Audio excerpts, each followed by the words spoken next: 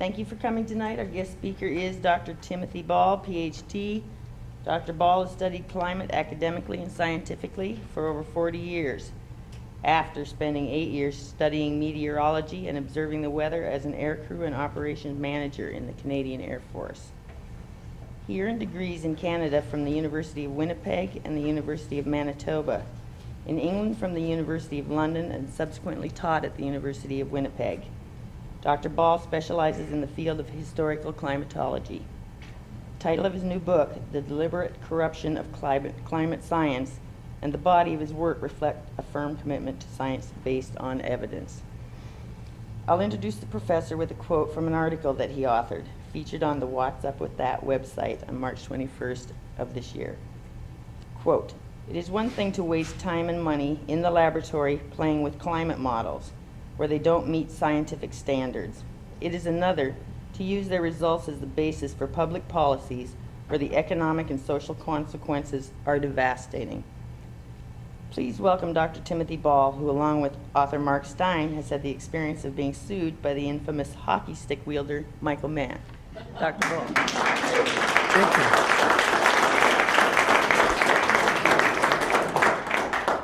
Thank you. Thank you. Evening. Notice I didn't say good. Everybody's telling us what to think. Make up your own mind whether it's good or not. Who am I to tell you? And of course, what I'm going to do tonight is give you a biased presentation. And my argument for that is that all you've heard up to now is a bias. And I'm going to present you what you haven't heard, and you can put the two biases together and draw your own conclusions. All right? That's the whole objective of this evening. And biases, as I said, are only a problem if you're not aware of them. The same as problems. Once you've defined the problem, you're halfway home to solving it. And so that of course, is the issue here. Is there a problem, and how do we define it? I want to thank you for inviting me down from Canada. I love the old story about why did the Canadian cross the road? And the answer was to get to the middle.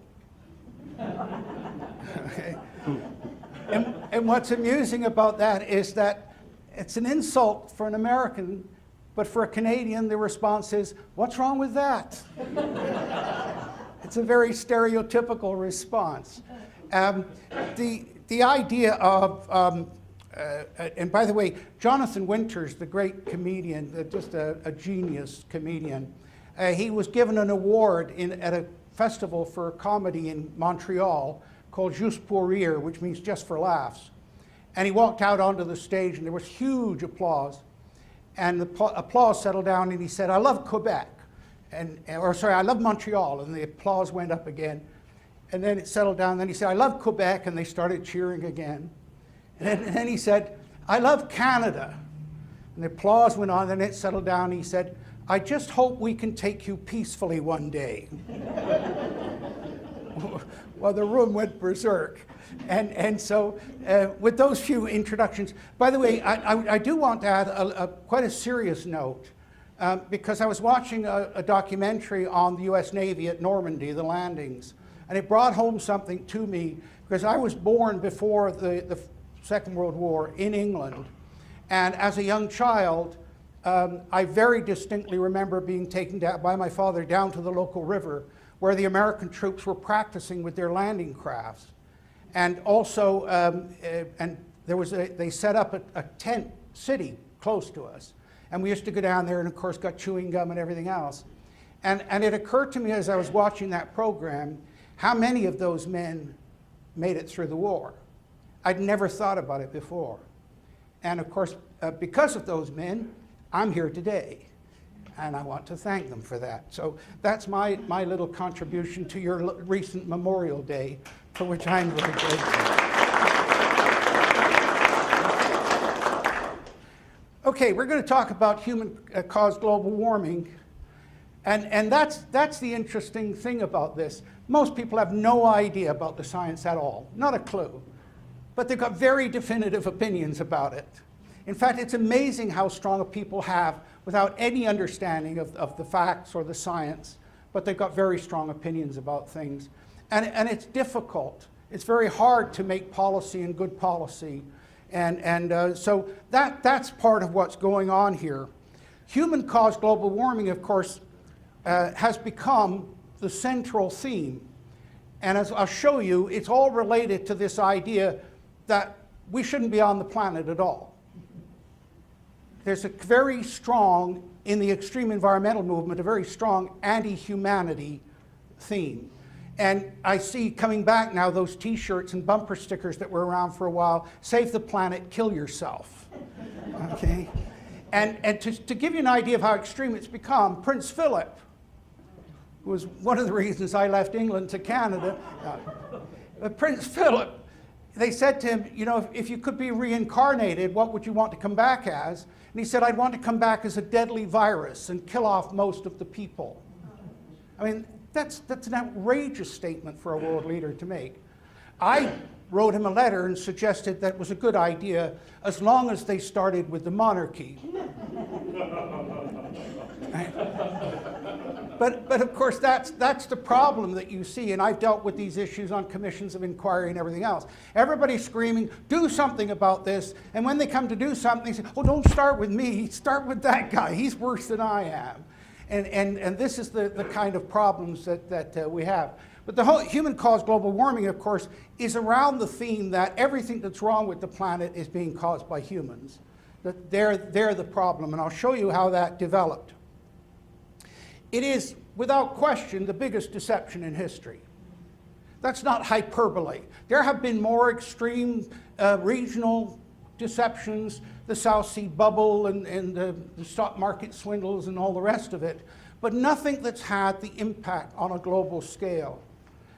So many of the events that are going on that people don't even realize are related to trying to deal with this deception of global warming. For example, you hear them talking about the riots in Egypt, the Arab Spring they called it. Well, I know a lot about that, and I know that it had nothing to do with democracy or political freedom. It had to do with the fact that grain prices went through the roof because of the price of corn that was being funded to produce biofuels, okay? And of course that meant, and in fact Paul Dreesen's written a book about this, about the thousands of people around the world that died because of the cost of the food going through the roof. It was all very nice to say, oh, well, this is Arab Spring. You go to those countries, they don't have a smidgen, that's a very useful word these days. They don't even have a smidgen of democracy at any level of their societies. I had a friend that flew F-5 aircraft that Canada sold to Colombia, and because he spoke Spanish, he took them down to teach the Colombian people how to fly them. And he said, talking democracy in that country is a joke. There's no democracy in the family or any other level of the society. So, as I said, the Arab Spring thing was one of the reasons, was all about the failure of the cost of food going through the roof. And just a comment about that before we get into this. I've taken seniors on tours around Europe, and one of the favorite tours is taking them to Pompeii, the great city that was buried by Vesuvius, 74 AD. And one of the tours we did was particularly devoted to looking at all of the graffiti. It was wonderful graffiti. And they were having an election at the time of the eruption. And one of the pieces of graffiti says, if we get rid of this bunch of scoundrels, we just get another bunch of scoundrels. Okay? Does this sound familiar? If I could put it out of Latin into French, is plus ça change. The more things change, the more they stay the same. And ever since I've seen that, I've thought about what causes people to get rid of leaders. If they think the leaders, if they get rid of one, they just get another bunch. What causes them to rise up? What causes revolution? And I discovered there are two basic things. One is a failure of the food supply. That's what was happening in Egypt. That's what triggered the French Revolution. The hostility between the peasants and the aristocrats was always there. But when you have 2 consecutive years of harvest failure, where the price of a loaf of bread went to 85% of the peasant's total income for one loaf of bread, then one more harsh winter, and in June of the following year, they stormed the Bastille and the whole French Revolution begins. And so when you look through his, and you go into the tombs of the pharaohs in Egypt, all of the stuff, they're bragging about how they kept the people alive through drought, how they kept them fed through drought. That was the great achievement, was the food supply. So that's the one thing that will cause people to create evidence. The second thing is when the leader starts to believe that they are there because of a divine right, when they forget that they are there at the will of the people, then they will probably lose their heads, as Charles I did. Right? Because Charles I said, I'm here by divine right. And they said, yeah, take this divine right, and they chopped his head off. Okay? Louis XVI said, l'état c'est moi, I am the state. Oh yeah, okay, Louis, here's your head. Right? The minute the leader forgets who really puts them in power, that's when the people will say, no, this person's got to go. And it's very interesting when you look at rise and falls of civilizations, as I have over the last 40 years. So this idea about what's going on, what the people respond to, what causes them to react to bad political leaders, is tied up in the climate and the food supply issue, as I'll show you. You hear academics talking about a paradigm shift. What are they talking about? They're talking about a society deciding to look at something in a very different way than they have previously. All right? The one, of course, that we're talking about tonight is environmentalism. And people say, oh, you don't care about the environment. I care more about the environment than anybody I know. I've served on commissions, and I've set up boards of soil conservation, water conservation, all sorts of attempts to deal with environmental issues. But see, what happens with a paradigm shift is that there's a few people that look at it and say, hey, there's an opportunity for me here. And the opportunity is either financial or political or worse, both, okay? And so those people grab that idea and exploit it. And I'm going to suggest to you that environmentalism was an absolutely necessary new paradigm. But what happened was a group of people grabbed it and took the moral high ground with it and used it to control everybody else. They are in fact on the verge of, the environmentalists are on the verge of destroying environmentalism, because the public are getting fed up with it. They're getting fed up with what I call eco-bullying. They're getting fed up with being pushed around. And so, of course, the problem is that if they push back and they lie to them too much, the public will say, we don't believe anything you tell us. Then real issues won't get dealt with. That's the danger. It's in that old Aesop's fable about the wolf, crying wolf. And we're on the verge of that with environmental issues right now. So, and by the way, I'll give you an example of a paradigm shift that you can all relate to. Feminism. Absolutely necessary change needed. Still a lot of change is needed. And when you look at what's going on around the world, absolutely essential. But you see, here's the problem with the new paradigm. Most people don't see or understand what the paradigm really means for them. And not only that, but there are fears of it. Why? Because a paradigm shift means change. And we're all small c conservative. We're afraid of change because we know when there's change, somebody's going to win and somebody's going to lose. And the loser just might be me. So there's a hesitancy. And they don't quite, so that small group that grabbed the idea and then exploit it, and the rest are sitting there saying, and the women were saying, well, how far do we go with this feminist thing? And then I discovered over my career looking at this that there's a very important idea with this. I used to wonder, what was the role of extremists? What's their purpose? It's kind of like, what, if we got rid of all the mosquitoes, would the world really come to an end? You know, what's the role of extremists? I finally discovered what it is. The role of the extremist is to define the limits for the rest of us. That's the role of the extremist. So with the feminist movement, women are saying, well, yay, there's some good things here, but not so sure. And then somebody started doing something crazy, some woman, the bra burning, whatever you want to talk at. And suddenly the women say, no. Now we're losing more than we're gaining. No, that extremist had defined the limits. That's starting to happen with the environmental movement. And it's starting to happen because people are seeing the cost in jobs, the cost in damage to society, structures of society, and so on. So they're starting to push back a little bit. It's one of the reasons we're here talking tonight. And so paradigm shifts, as I said, very essential in the environmentalist thing. Now, there's one other thing with environmentalism, because if you look at the bookshelves, you'll see there's a lot of books about Darwin.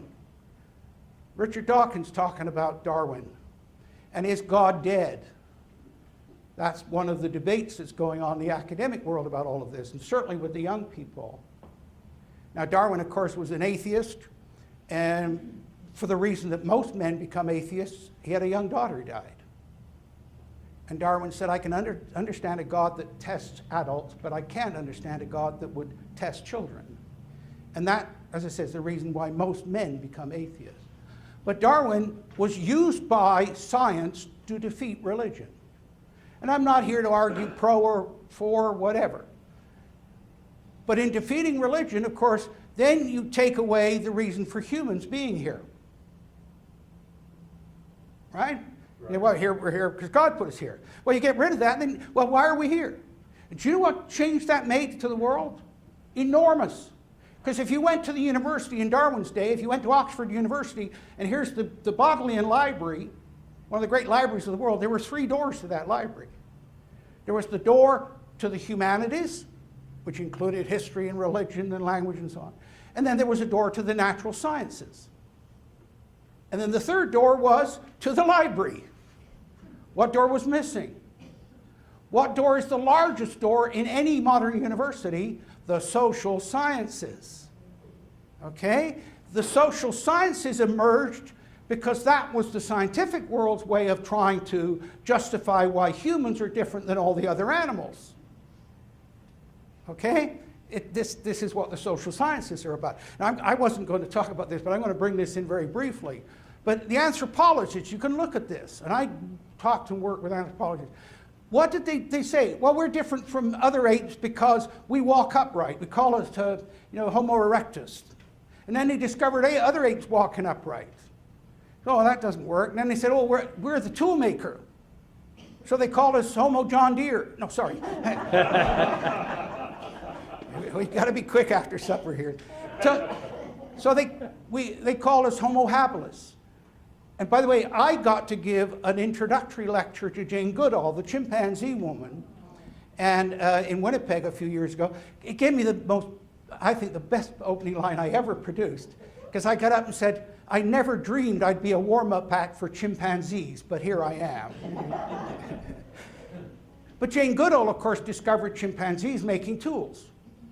And there are other animals seen now making tools. So suddenly now, we're not alone in that. So then they said, well, what makes us different? Well, we can think conceptually. We can take 2 ideas and produce a 3rd idea. So we call ourselves, very arrogantly, Homo sapiens, the wise ape.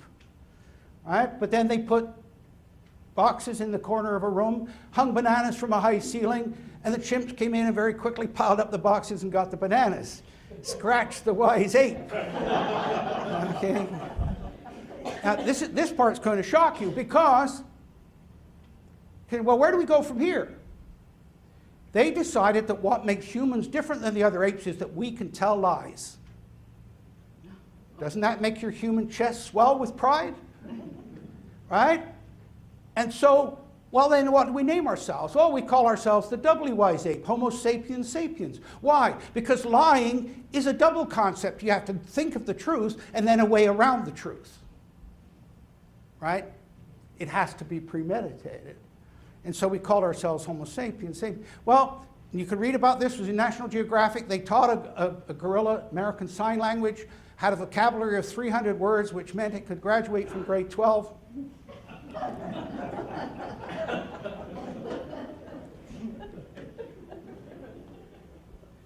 And they were watching the gorilla through a one-way glass. The gorilla was playing with a toy. It broke the toy. It hid the toy. They went in and said to the gorilla, who broke the toy? And he pointed at the other gorilla.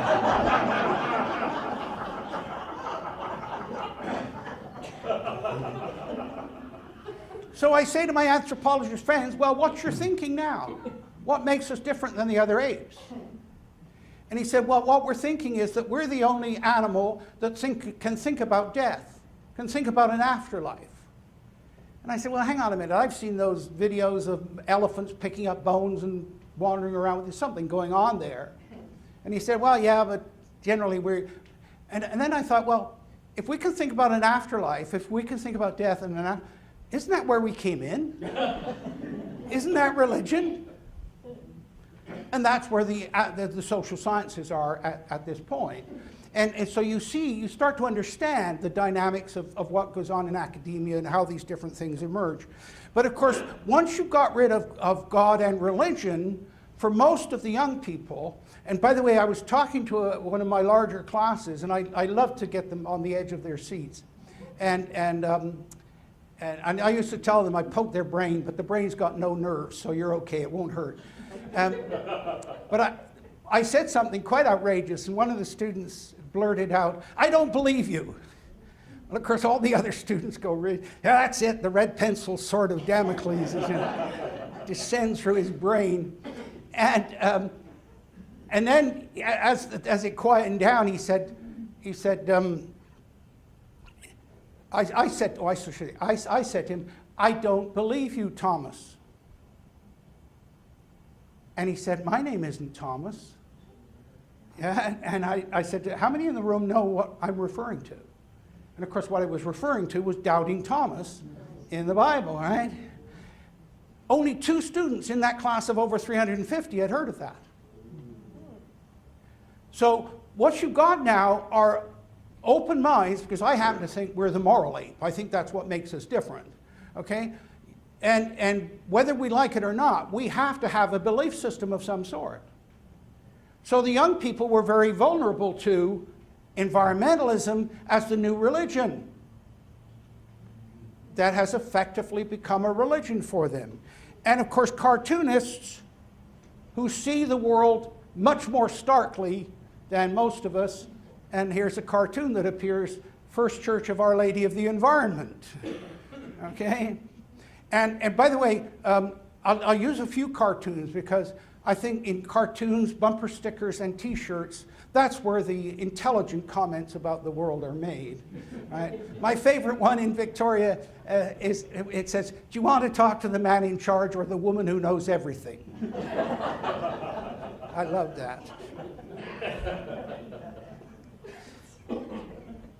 I don't care if you can't make any sense out of this.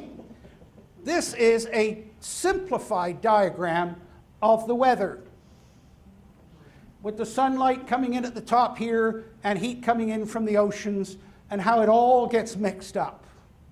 When you stand outside, you experience the weather.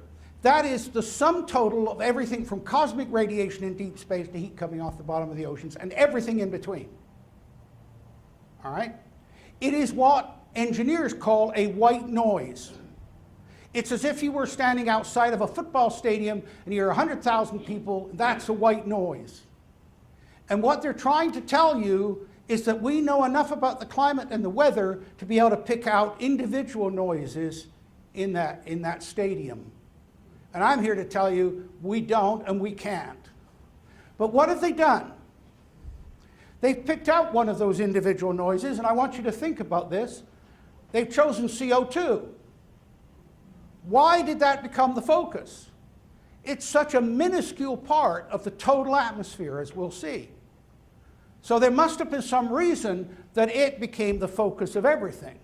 And that's what we need to talk about here, what we need to understand that you haven't been shown. Now, it is, of course, I'll just flip back for a second, but it is, of course, in the graph here, it's in with atmospheric composition. But that's only one gas in the atmosphere. There's nitrogen and oxygen, which are 98% of the atmosphere. And then there are what are called the greenhouse gases. And this is where the deception begins, because this shows you the greenhouse gas percentages. But look at this. Here's CO2, 4% of the greenhouse gases. What's the biggest greenhouse gas? The most important greenhouse gas is water vapor. It's 95%. You know that here. You know that if you've got an evening with clear skies and the heat escapes, the temperature's going to drop and you're going to get frost probably in the spring or the fall. But if you've got high humidity and you've got clouds around, the temperature stays up because the water vapor is acting in trapping and holding the heat in. You go to Insula in southern Algeria in 1943, they recorded a temperature change. It was minus 3.6 at midnight, and by noon the next day it was plus 52 degrees Celsius. That is a phenomenal change of temperature. Why? Because there's no water vapor in the desert. The CO2 makes no difference whatsoever. No difference whatsoever. But you see, this is what they wanted you to focus on, and that's the question we need to ask ourselves here tonight.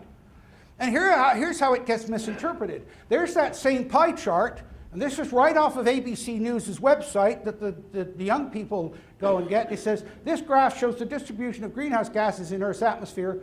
Carbon dioxide is clearly the majority. It doesn't even show water vapor.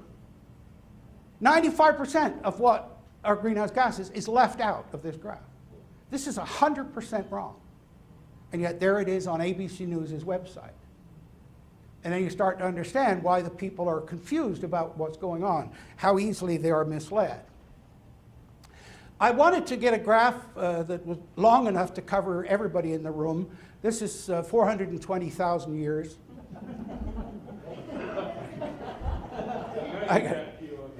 You know, when I joined the Canadian Air Force, one of the old sweats said, you know, if you can't take a joke, you shouldn't have joined. And I didn't realize how serious he was till I got assigned to the Arctic Search and Rescue Squadron. And the oldest aircrew member we had was 36. The youngest airplane we had was 43. Right? And we had an old DC-3 that had been used for towing targets during the war, and the whole frame had been stretched out. The plane was 3 inches longer than when it was built.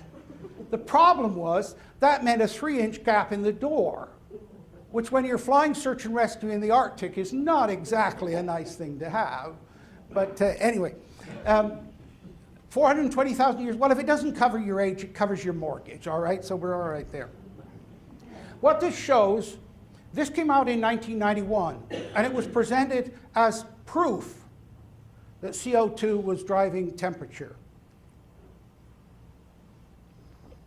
Here's the current temperature of the Earth over here, and the blue line is the temperature, the red line is CO2. And the French researchers that brought this out, to Petit and Jouzel, but they were warning. They said, don't rush to judgment on this graph. Because if you look at this graph, when it's in a book, that's about 4 inches of graph that's covering 420,000 years. How much detail can you see? The answer is virtually nothing. Okay? Well, within 5 years, and they were saying, oh, this is proof. This is what these people that were using climate for a political agenda, they said this is proof that the temperature's driving, or CO2's driving temperature. We knew within 5 years that it showed exactly the opposite. That the temperature changes before the CO2 changes. But what's the whole fundamental assumption that they make? They say, oh, CO2 goes up, the temperature will go up. That doesn't occur in any record anywhere in the world at any time in history. Nowhere. In fact, exactly the opposite happens. So the fundamental assumption they make about CO2 and temperature is wrong. But they blithely carry on because they know the public don't know that and don't understand that. So you can see that here. By the way, well, I'll show you another graph. This shows you 600 million years of the Earth's history. I love it when they come on the radio and say, oh, it's the hottest day ever. Oh, boy, am I glad I lived long enough to see this. And I like to phone in and say, do you really mean ever? Well, no, it's in government record. Oh, that. How did we ever survive before there was government? My goodness, this is amazing. And of course, that's something that you've got to look at. What this shows is the current level, CO2 is the red line. And here we are at the current level, 400 parts per million of CO2 in the atmosphere. And Al Gore tells you that's the highest level we've ever had.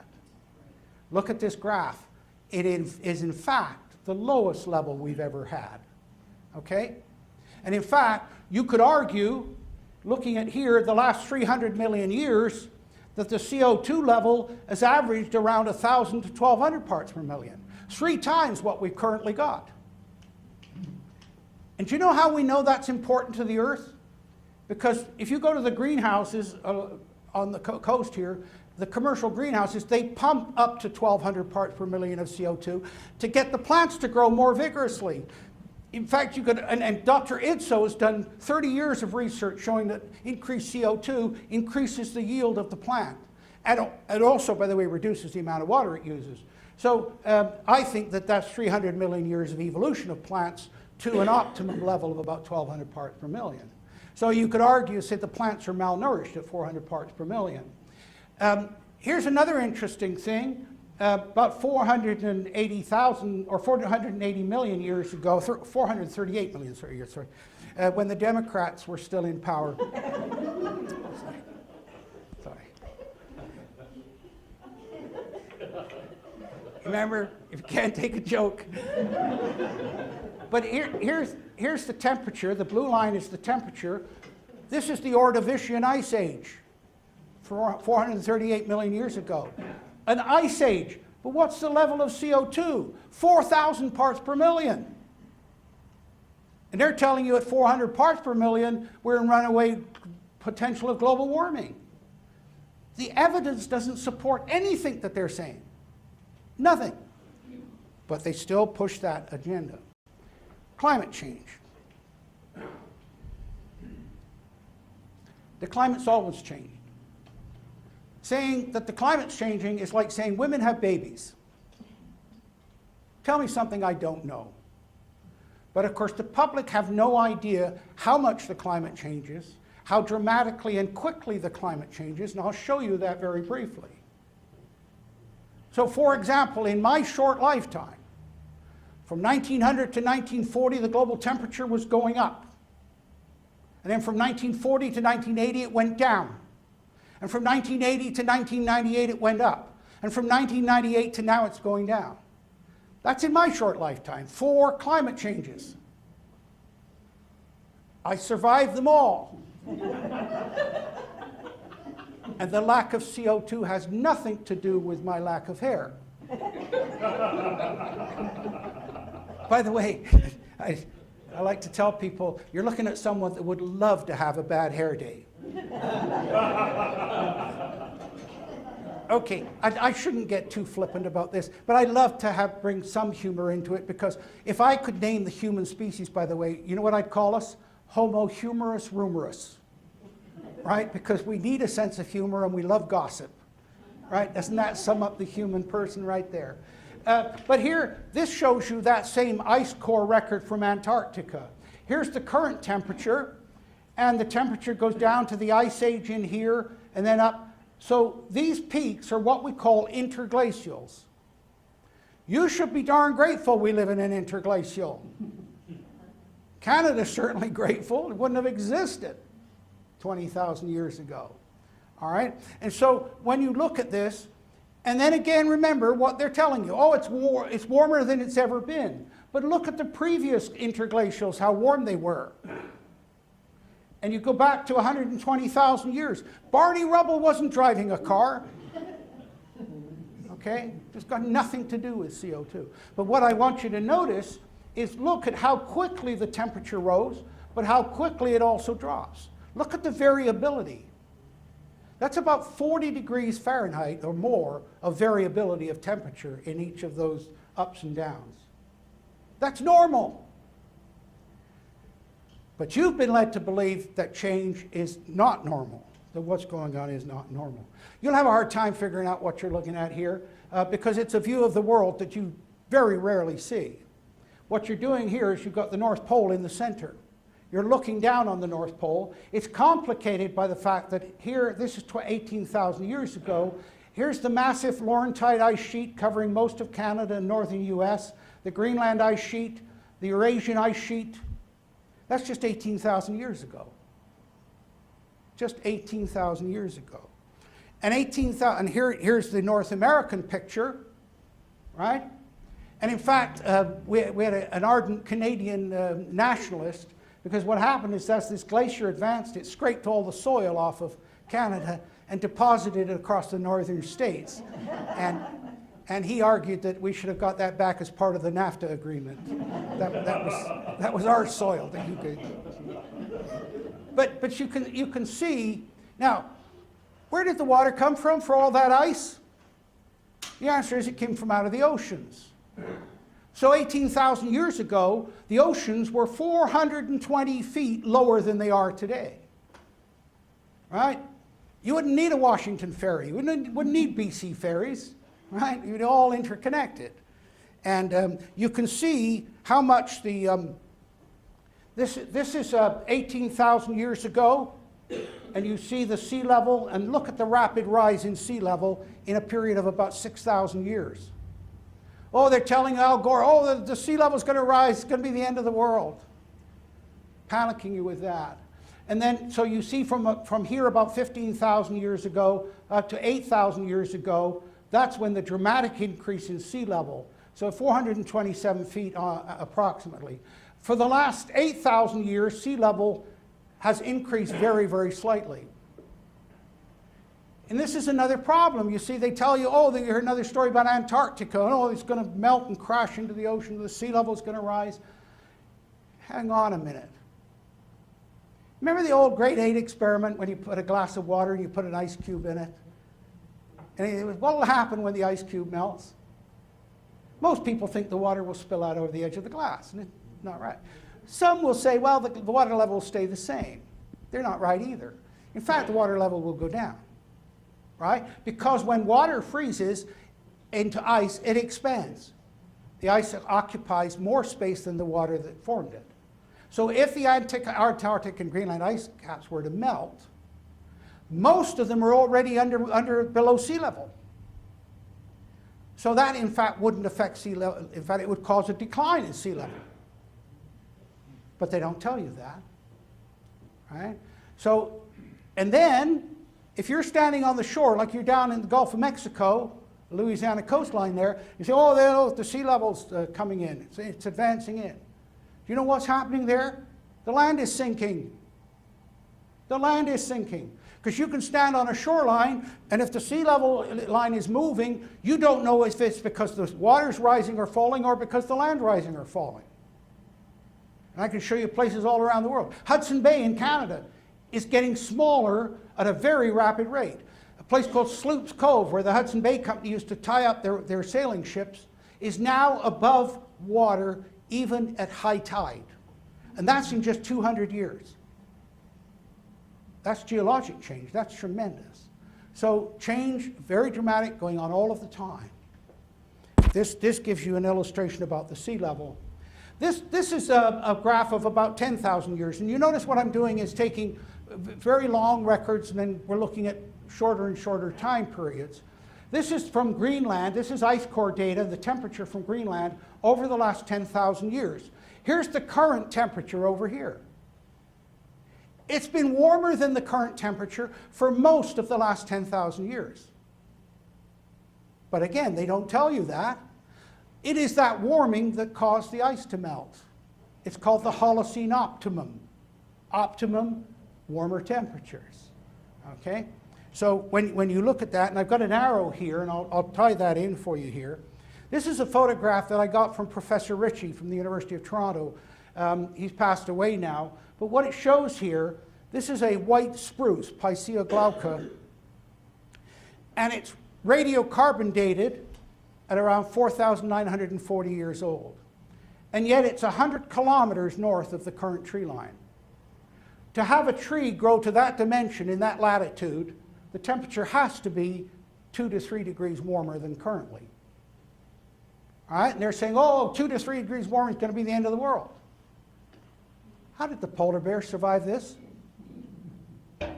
How did the polar bear survive this? Well, we'll look at that question because, of course, that's one of the things that they want to play on people's emotions with. Extinction. Oh, then we've got to find, like the World Wildlife. Oh, we're going to have the panda. It's got to be nice, fuzzy fur ball with nice big round. I tell you, I've seen those polar bears. They're hunting machines, killer machines. Okay? But let me tell you that by the way, animals are not going extinct. This is one of the great myths. In fact, it's estimated we've only found, located, and identified 35% of all the plants and animals on the planet. Only 35%. They found an animal the size of a small cow in the Vietnam forest about 4 years ago, and they had a war there. How did the cow escape the war? No, I mean, But think about the extinction thing. Let me tell you, there are a lot of animals that are doing very well, thank you very much. Pigeons, seagulls, coyotes, snakes. Have I mentioned any you like yet?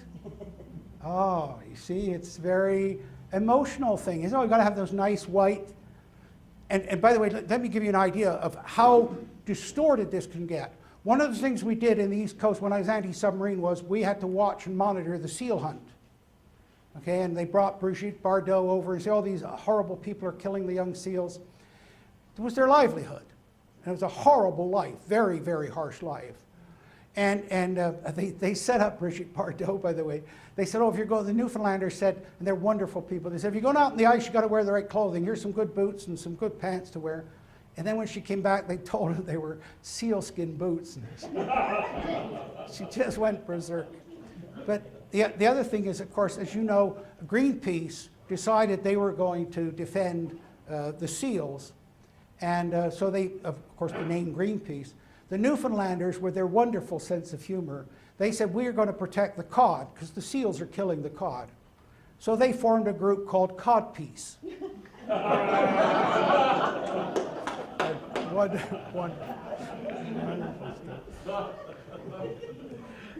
But here you can see, as I said, you can see how warm it was when that spruce tree was formed. And this is looking at the last 1,000 years of European temperatures. Here's the current temperature. And going back, you can see to the Little Ice Age, around 1680, the nadir of temperatures then. And when you look here at Dickens' winter, what do you think of when you think of Charles Dickens? Do you think of Christmas Carol, snowy winters, harsh conditions, workhouses? The first 9 years of Dickens' life in London, it snowed every single winter, and the snow stayed on the ground for 3 months. You don't even get a vestige of that today. Nobody's arguing that warming hasn't occurred. The question is, how long has the warming been going on? Well, the most recent warming, as I said, is from the Little Ice Age. You don't understand the fur trade unless you understand how cold it was in the 17th century in Europe. I gave a talk to a group, and it was a French historian of French clothing. You think you had a boring job, right? And he came up after and he said, you know, I was reading about French aristocrats wearing fur underwear. Right? And he said, I couldn't make any sense out of it. And he said, now when I find out how cold it was, I said, hang on a minute, these are French aristocrats. Maybe it wasn't the cold.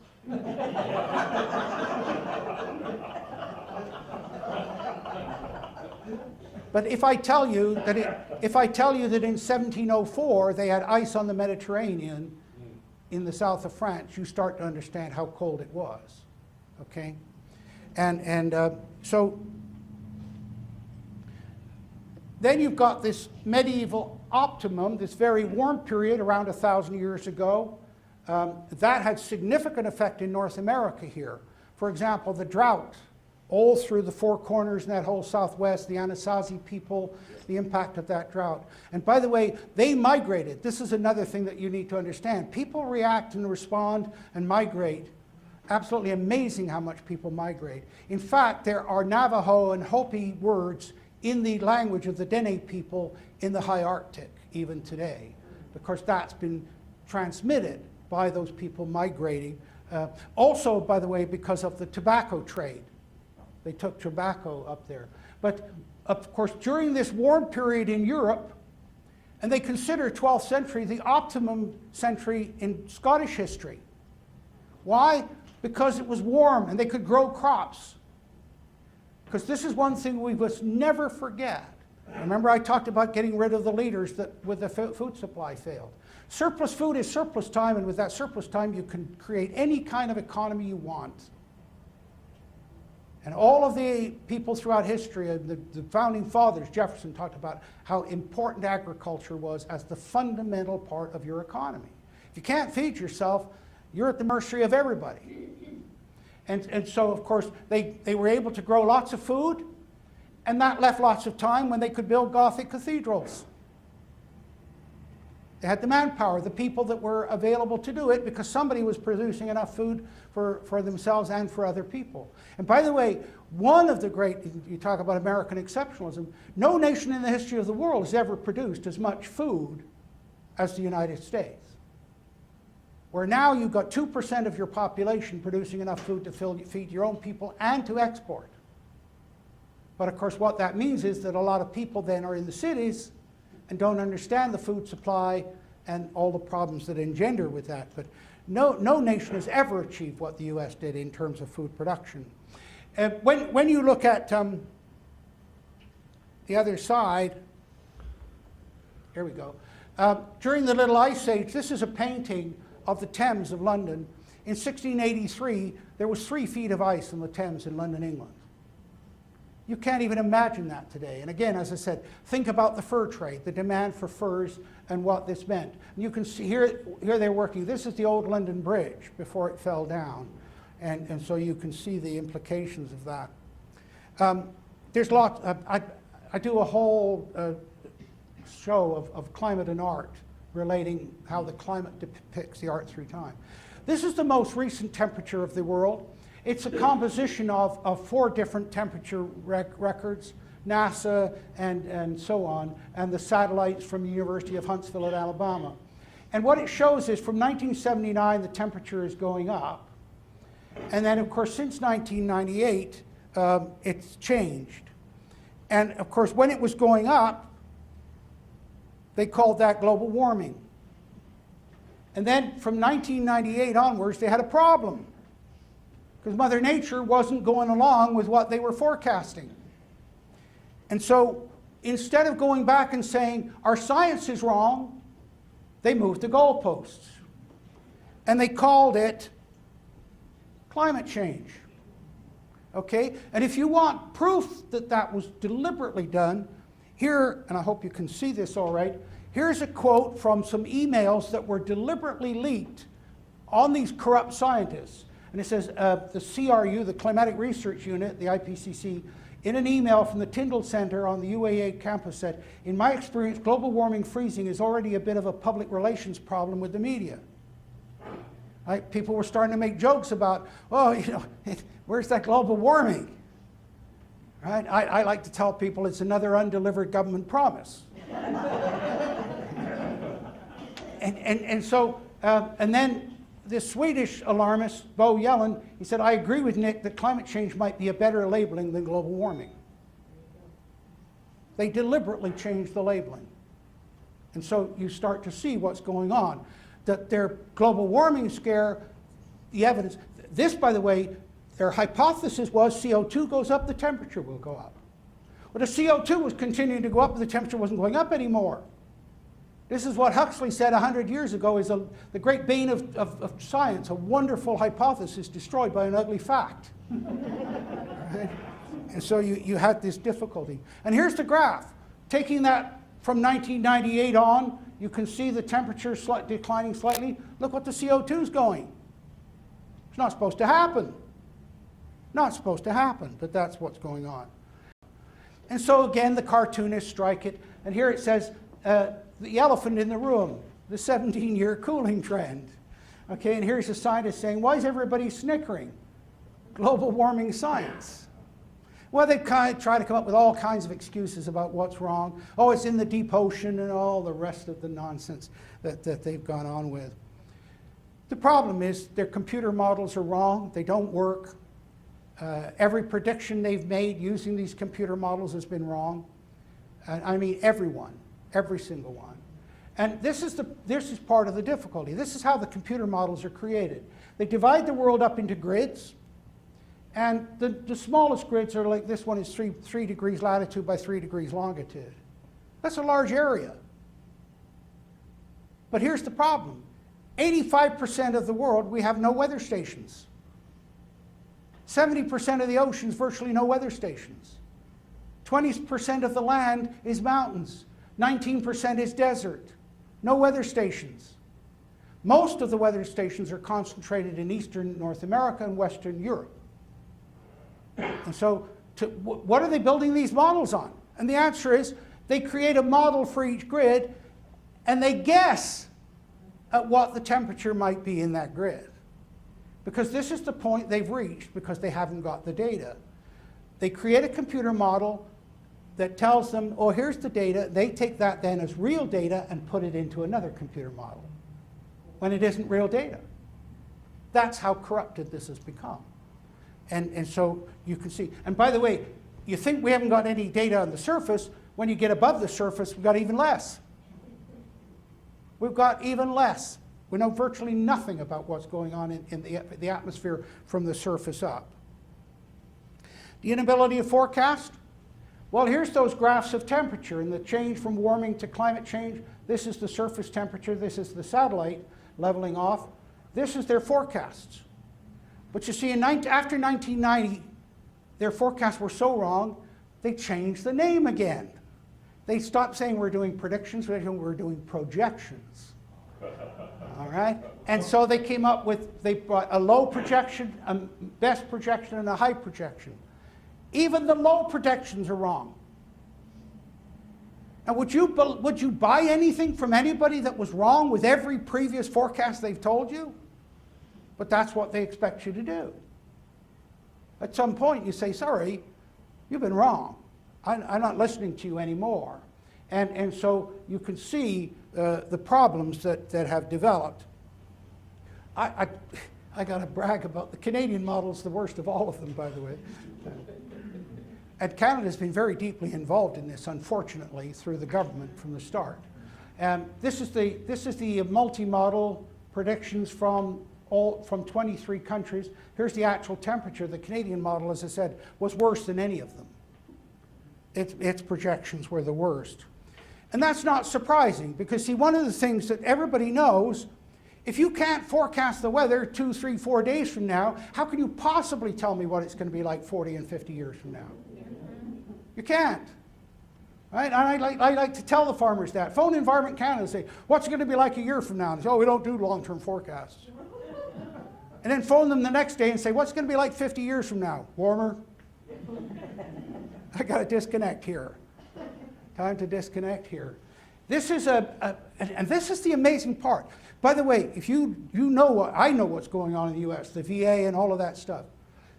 Mary McCarthy said several years ago that bureaucracy is the rule of nobody. It is the modern form of despotism. And I think you see that playing out everywhere. The bureaucrats have become completely unaccountable, and they, of course, then have enormous power to come in and do whatever they want with you. But here just shows you the arrogance of power that they have. Because the Canadian government, Environment Canada, they give a 3-month, 6-month, 12-month forecast, and then they publish how often that forecast has been accurate in the last 30 years. Well, if I tell you that this is a map, it's a 12-month accuracy forecast. The gray is less than 40% accuracy. In other words, you could be better with tossing a coin. And the dark blue, less than 45%. The average accuracy for all of Canada is 41.5%. Would you buy anything from somebody like... But what's amazing is they publish this on their own website. They say, look how bad we are. Oh, keep sending the chat. It's incredible. It's absolutely incredible. And I'll show you, this is again the Canadian. This was their forecast for the winter of 2013, Eastern Canada.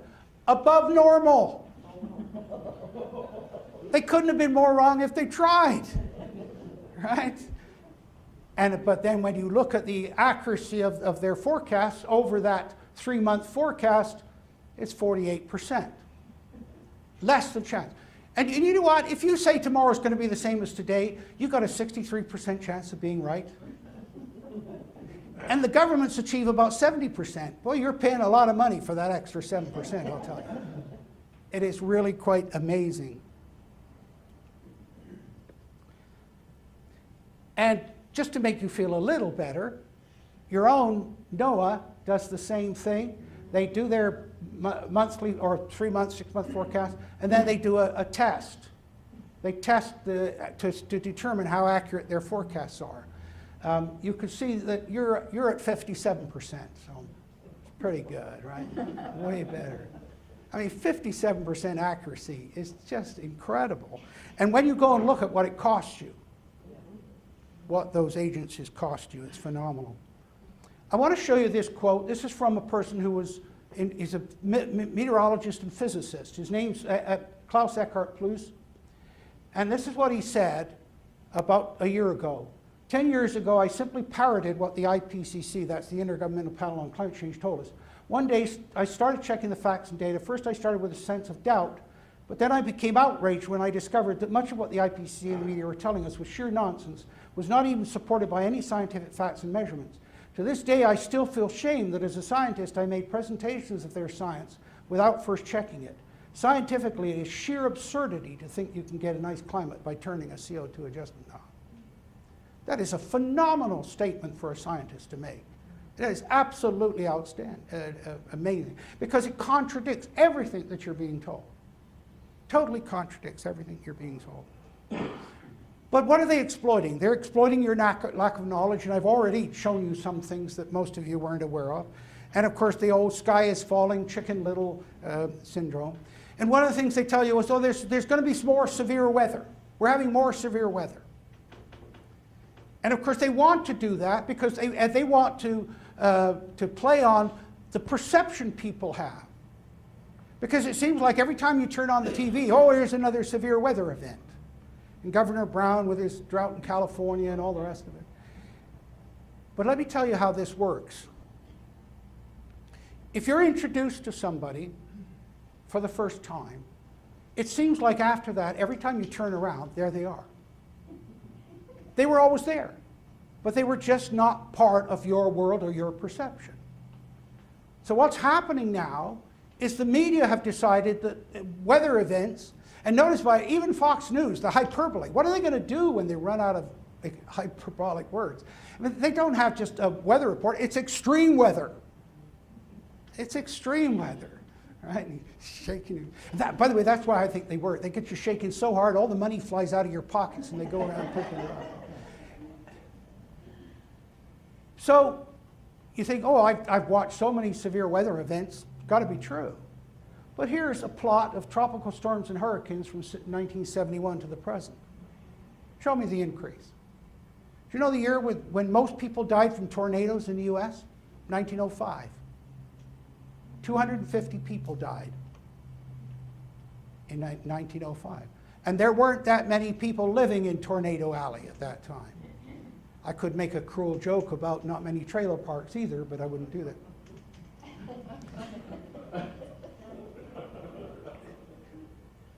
So you can see this, and here's another example of how they exploit it.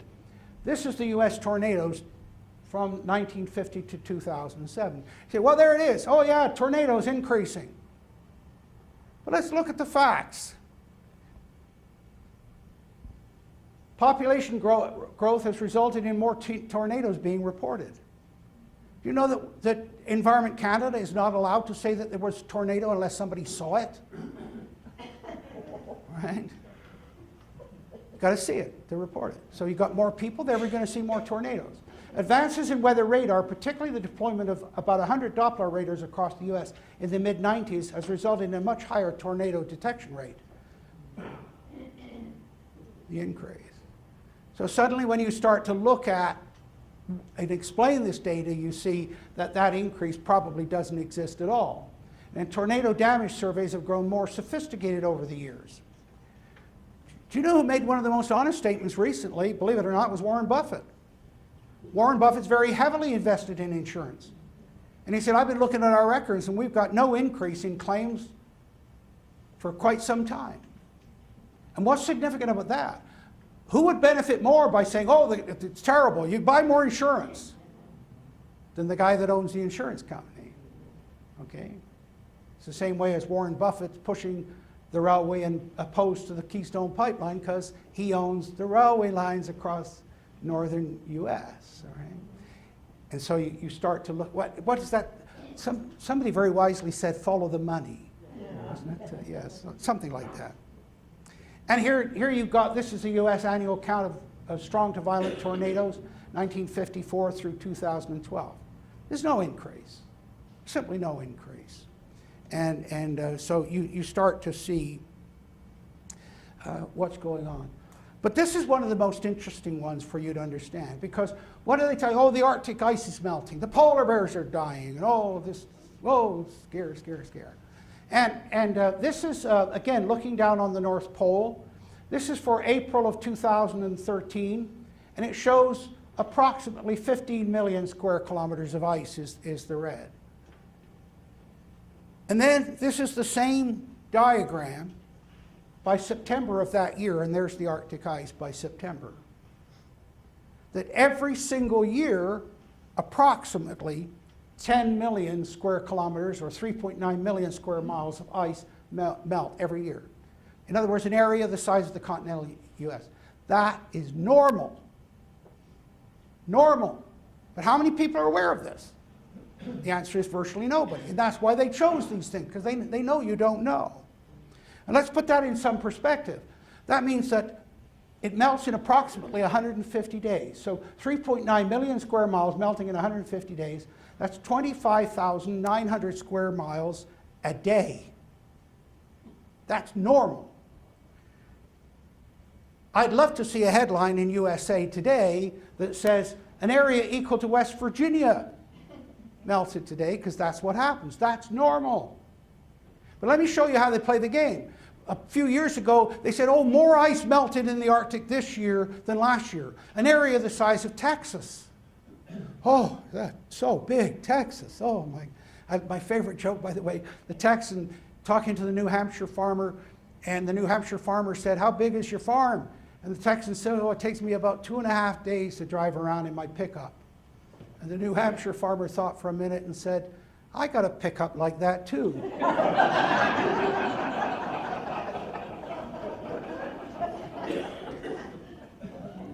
But of course, you see, when you say, well, what's the area of Texas as a function of the continental US? It's about 4%.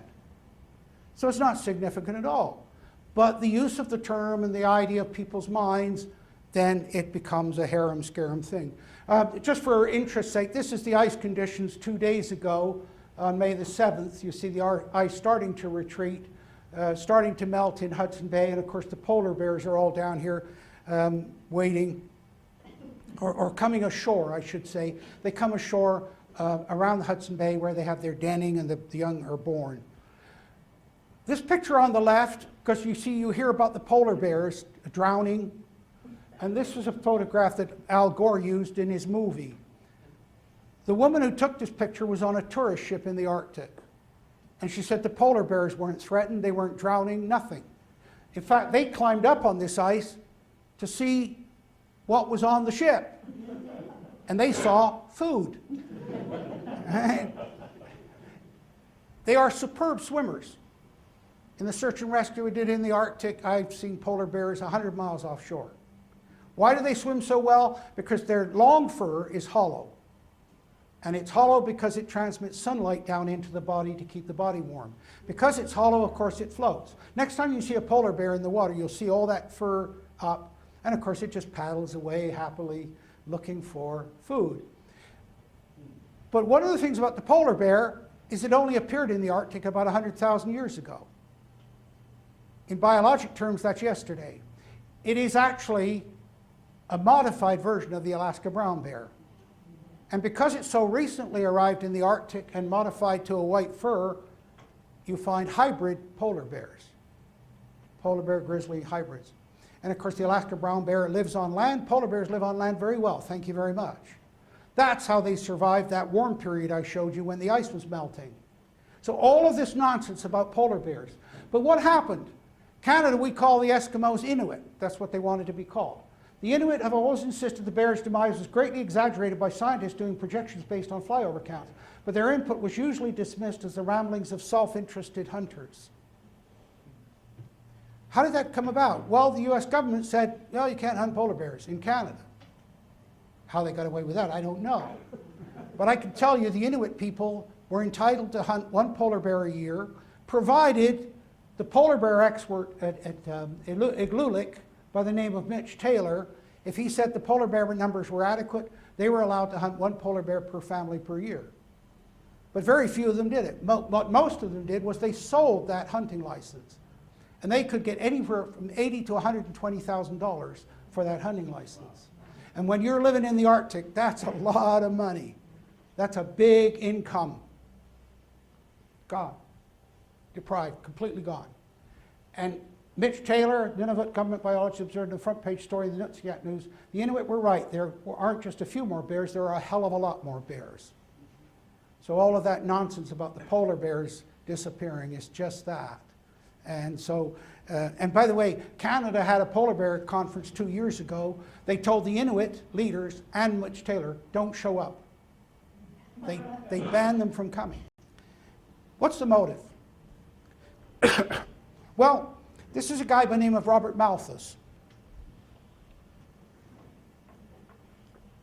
And he was the son of an aristocrat, and of course he was the third son, so he had to go into the church, became a minister of the church. The eldest son took over the property, the estate. The second son went into the army, and the third son went into the ministry. So they had places to put their children.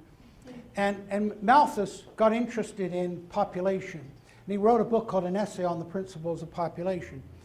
Darwin took this book with him on the Beagle when he went on his famous voyage of discovery of evolution. You know what Malthus's view was? There are too many people. We got to reduce the number of people. And the governments are not helping because the governments are giving out money to the poor. Right? They're helping the poor. They're helping those people that shouldn't be having children. Okay? So Malthus was really a eugenicist. Got to reduce the population. And what he argued was that the population would outgrow the food supply. That idea got picked up by this guy, Paul Ehrlich, at Stanford University. Yeah, okay, and he wrote a book called The Population Bomb. And published, and here you see some of his predictions.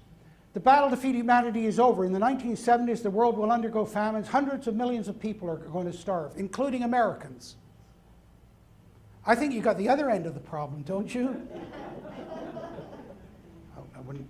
I wouldn't be a judgmental Canadian and make any comment about that.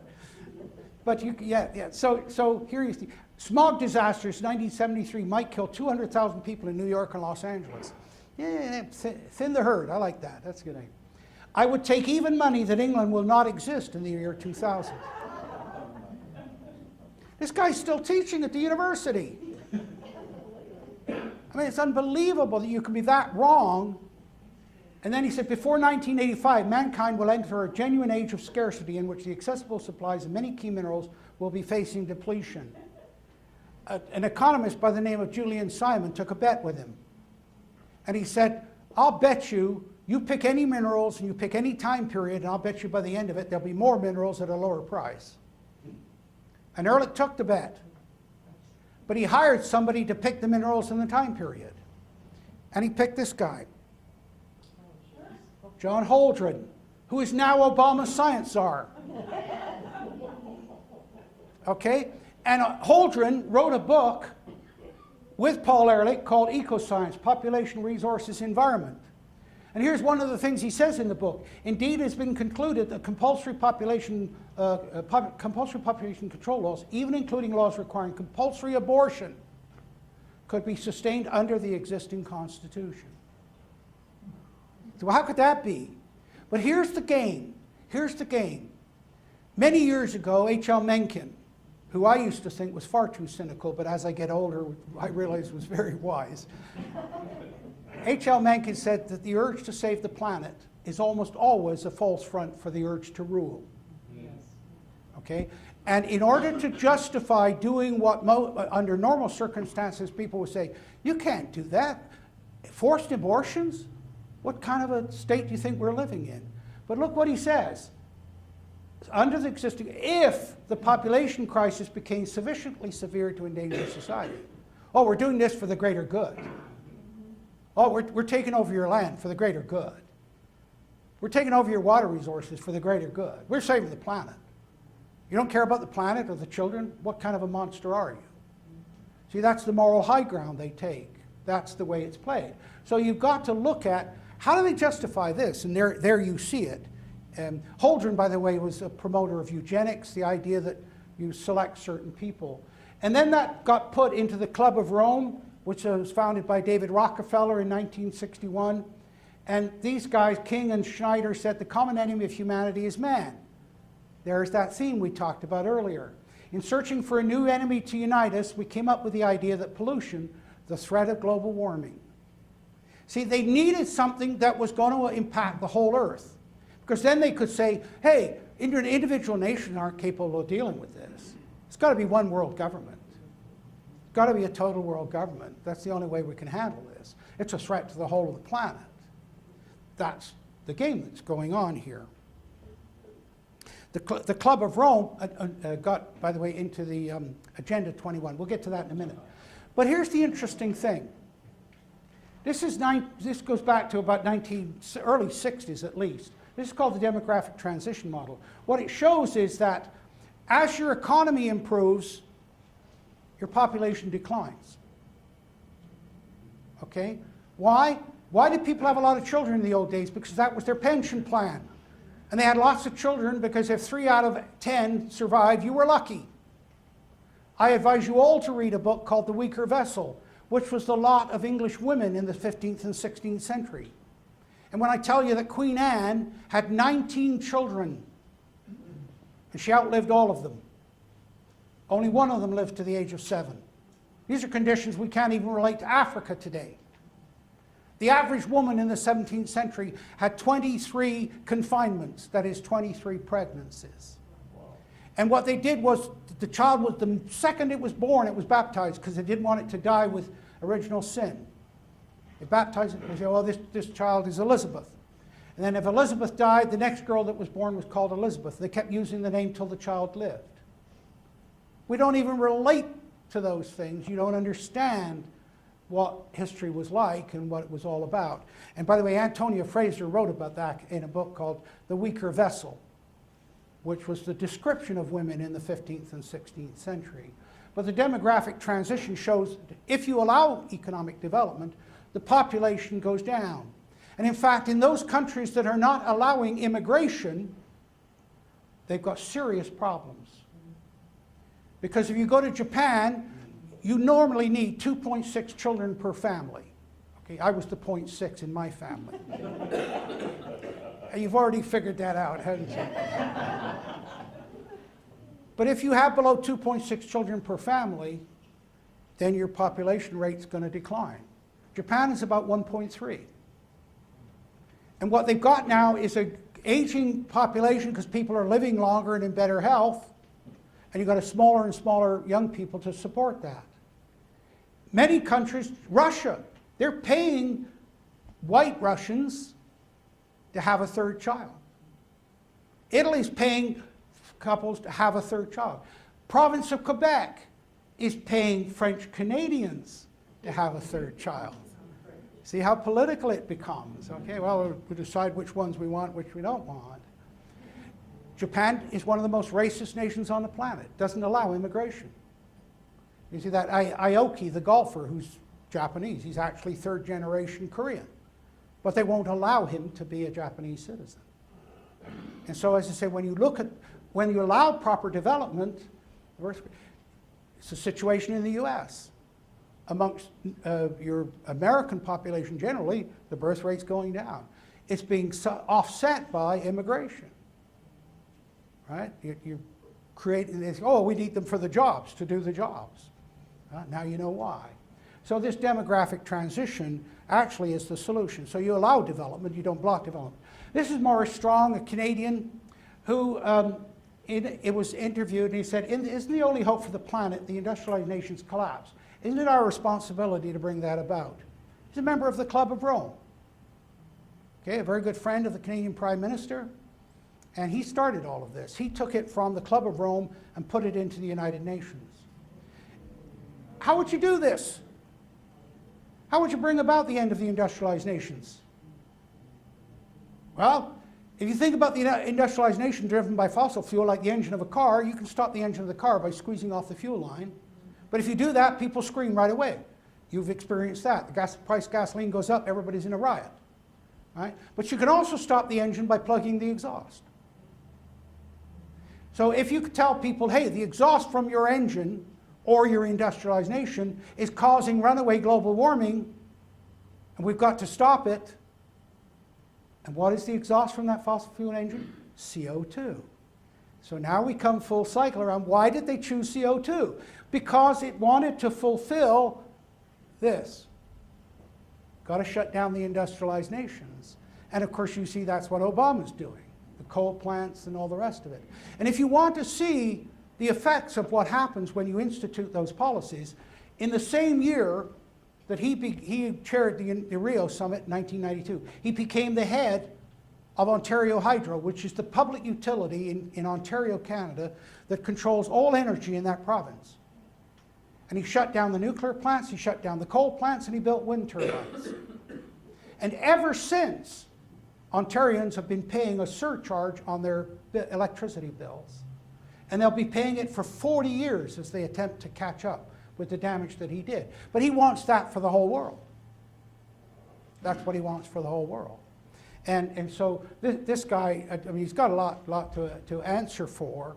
By the way, when Elaine Dewar, who interviewed him for her book, said, well, that's a good idea, why don't you run for politics?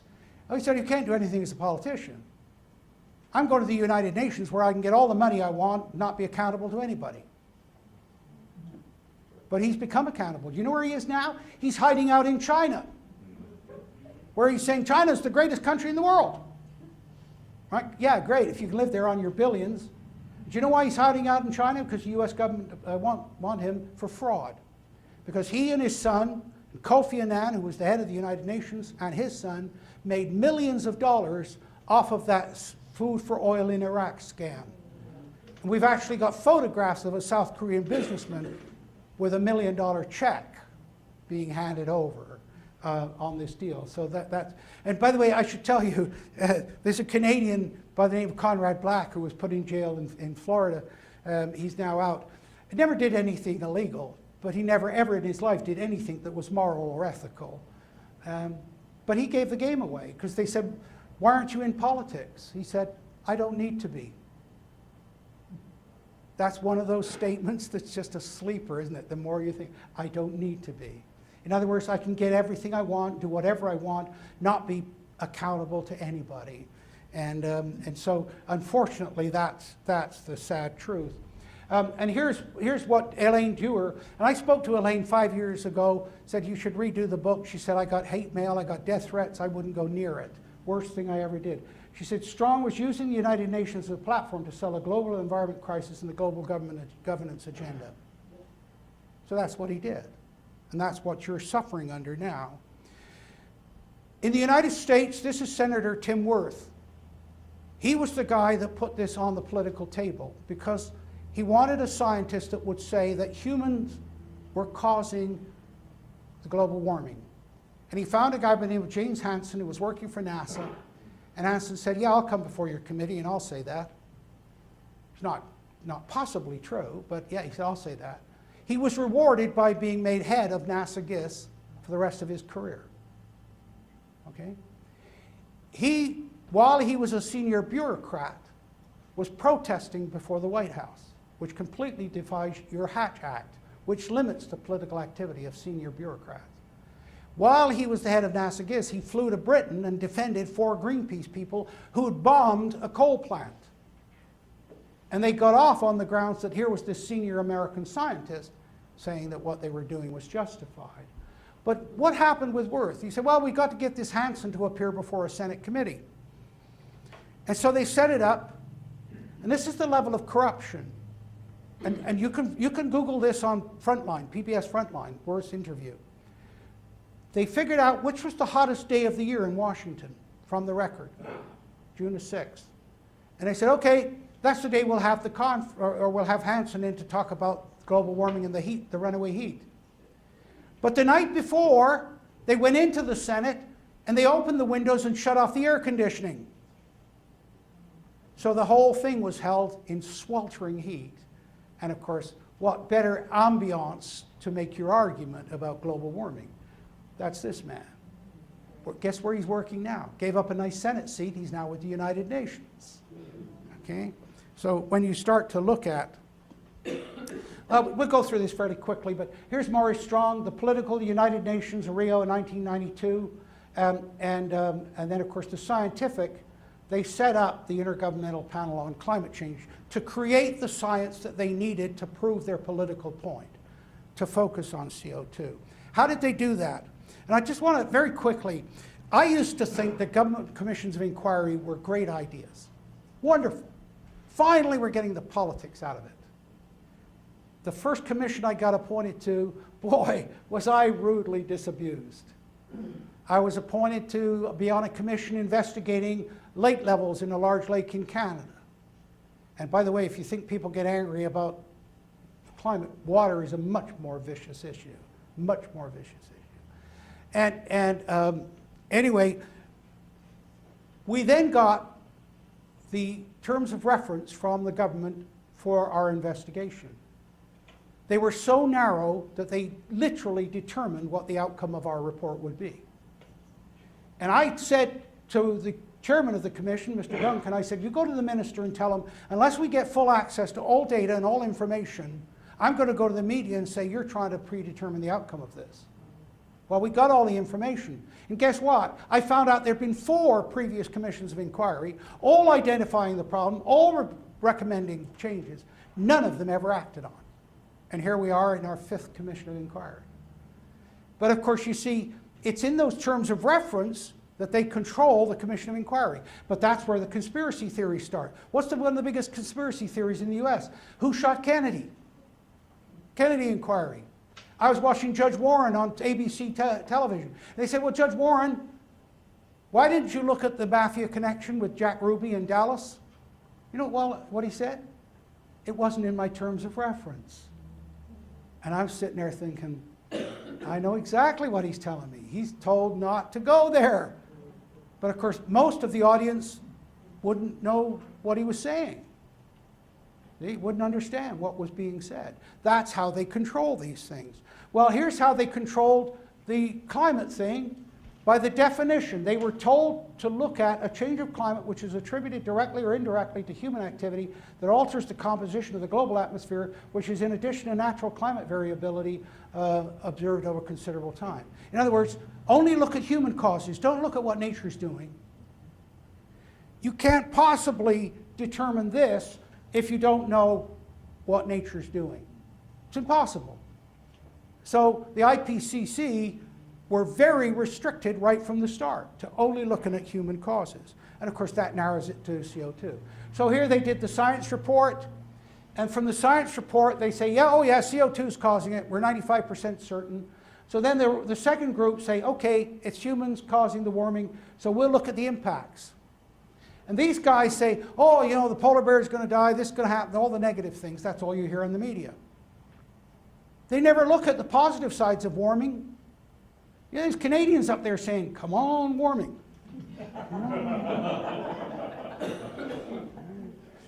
You never think about that. It's like an economist doing a cost-benefit study and only looking at the cost. It's exactly what's going on here.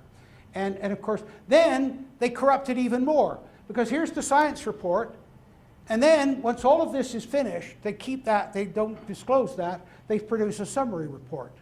And the summary report doesn't agree with what the science report says at all, because it's produced by different people. And it's released to the public with all the scares and all of the false claims. And somebody asked me coming in here tonight, have you read the 816 pages of this summary? And yes, I have. And it's an unbelievable bunch of lies. Completely false information. And then they release this, and then this goes back to the scientists saying, make sure that your science report agrees with what we told the public. This is like an executive doing a study of his company and then saying to the employees, make sure you find evidence to support the conclusions I've already reached. It's exactly what they're doing. It's exactly what they're doing. I love this. This is the cartoon. The other thing that's driving so much of this, of course, is the funding. This is Dr. Bagshaw, discovery of the infinitely expanding research grant.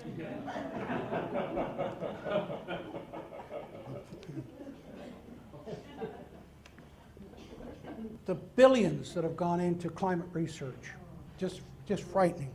And yet they still can't forecast any better. Let's look at the data. This is NASA GISS. The number of stations starting in before 1900 reached a peak in 1960. They've been closing weather stations ever since. One of the reasons they argued was because of the satellites.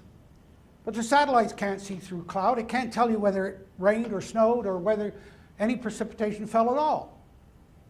In fact, you remember when the first satellite images came in, here's the satellite, they had to draw the outline of the state so you could tell what you were looking at through the cloud, okay? But they declined. But then they reduced the number of stations, but they selected only stations that showed significant warming. And so here's the number of stations declining, and then the drop in 1990, but look what happened to global temperatures. And let me show you how bad that was. Here's Canada. These diamonds are the only stations that they use to determine Canada's average temperature. Look at the Arctic. This whole Arctic archipelago, which is larger than the continental US, they got one station for the whole of the Canadian Arctic. And I know Eureka, and I've been in there, and I've done studies with people. It's a uniquely warm spot in the Arctic. That's why they chose it. Okay? In fact, there are plants there that survived the last ice age. That's how unique it is. So when you start to look. There's a lawsuit that I've been part of in New Zealand, because what every government in the world has been doing is been lowering the historic record to make the slope of the temperature increase look greater than it actually is. This is for Auckland Airport. The blue line is the actual readings. The red line is the government adjusted readings. And here you can see what they've done for the whole of New Zealand. They've done that for every single country, every record in the world. And when we brought the lawsuit against the New Zealand government said, oh yeah, we'll go to court over it. And then a week before we were going to go to court, they said, oh no, we won't go to court. We'll have a commission of inquiry. Oh yeah, oh yeah. And who did they choose to do the commission of inquiry? The Australian Weather Bureau, who were doing exactly the same thing. I just got one record here. This is Ruth Glen. Here's the actual original, and here's the adjusted record. They've all been doing it. So they can claim that the temperature's gone up much more than actually happened. The IPCC reports, this was in 1998, and I hope I'm not going on too long, but it's such a long story. And I'm very aware that the mind can absorb what the behind can endure. Okay, so I'm conscious of that. But this is one of the first bits of corruption. This is an upper atmosphere temperature record from 1955 to 1995. That's the actual record. Here's what went into their report.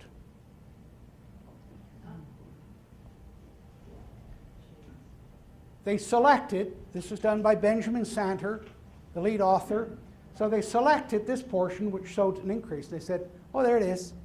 It's warming. But look at the original record. I mean, this is so corrupt that you don't know where to start talking about it. And when Santer was challenged on this is what they had agreed to. I'll just show you. I think there's 3 here. Yeah. This is what they agreed to go into the report. All the scientists agreed.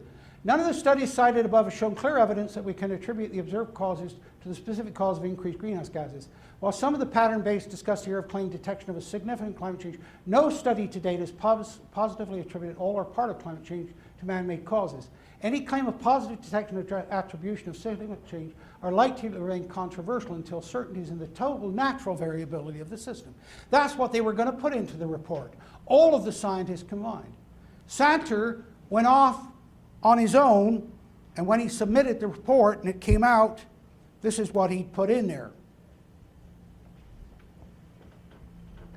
There is evidence of an emerging pattern of climate response to forcing by greenhouse gases. Completely contradicts this. And he said, the body of statistical evidence in Chapter 8, when examined in the context of our physical understanding of the climate system, now points to a discernible human influence on the global climate. But these guys said there was no evidence of that. But guess what the media picked up on? A discernible human influence. That became the headline in the New York Times. Santer, of course, said, oh, I'm having a nervous breakdown, I can't cope, and he went off to Lawrence Livermore, and he's still sciencing out there. I mean, just absolutely amazing. But we go back to this graph that I showed you earlier. This is the 1,000 years, the warming of the medieval optimum, and this medieval warm period. This graph created a great problem for them because it appeared in the first report in 1990. And it was produced by Hubert Lamb. And of course, here they were saying this is as warm as it's ever been. And people like me were saying, well, what about the medieval warm period? It was warmer 1,000 years ago. We had all this evidence to support that. This is testimony from David Deming, who I've known for 30 years. This is his testimony to the US Congress, so it's given under oath. And he said, with the publication of the article in Science, I gained significant credibility in the community of scientists working on climate change. They thought I was one of them. Sounds almost paranoid, doesn't it? But one of them. Someone who would pervert science in the service of social and political causes. So one of them let his guard down. A major person working in the area of climate change and global warming sent me an astonishing email that said, we have to get rid of the medieval warm period. We have to rewrite history. Can you imagine? We have to rewrite history. And that's what they did. And they produced this graph, infamously called the hockey stick. Right? And to be full disclosure, the person that produced this is Michael Mann, who is at Penn State. He is now suing me. I have a large lawsuit against me by him because I showed how they corrupted the data and what they'd done. And the interviewer said, what do you think about Mr. Mann? And I flippantly said, he's at Penn State, but he should be at State Penn.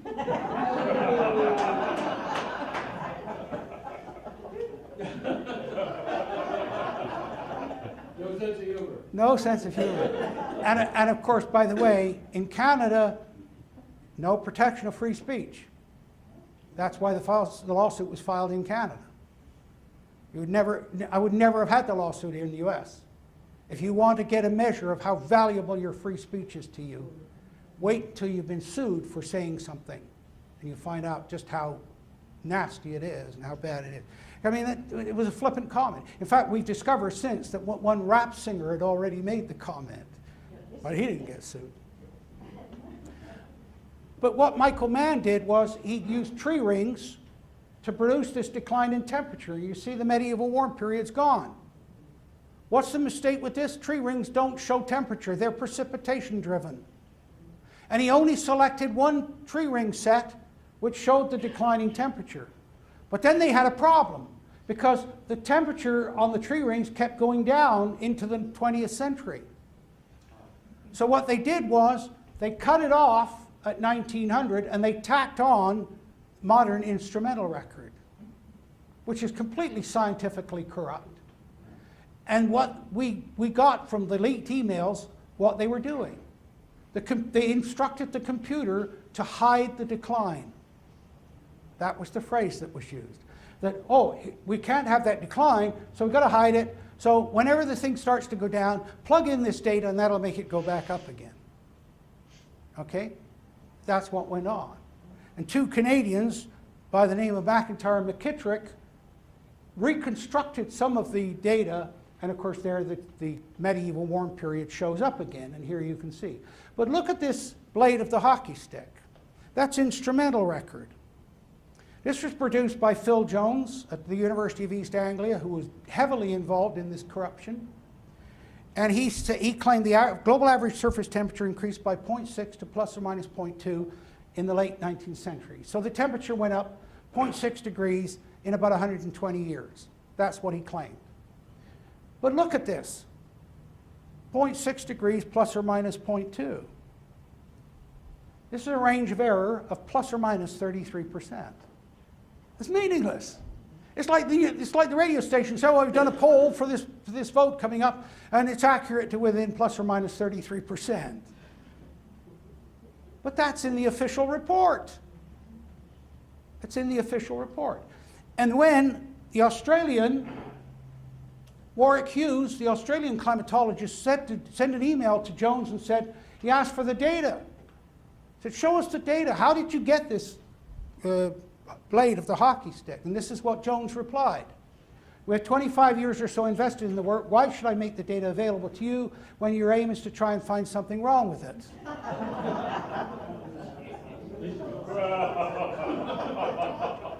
I mean, people don't believe that this is going on amongst world-class scientists.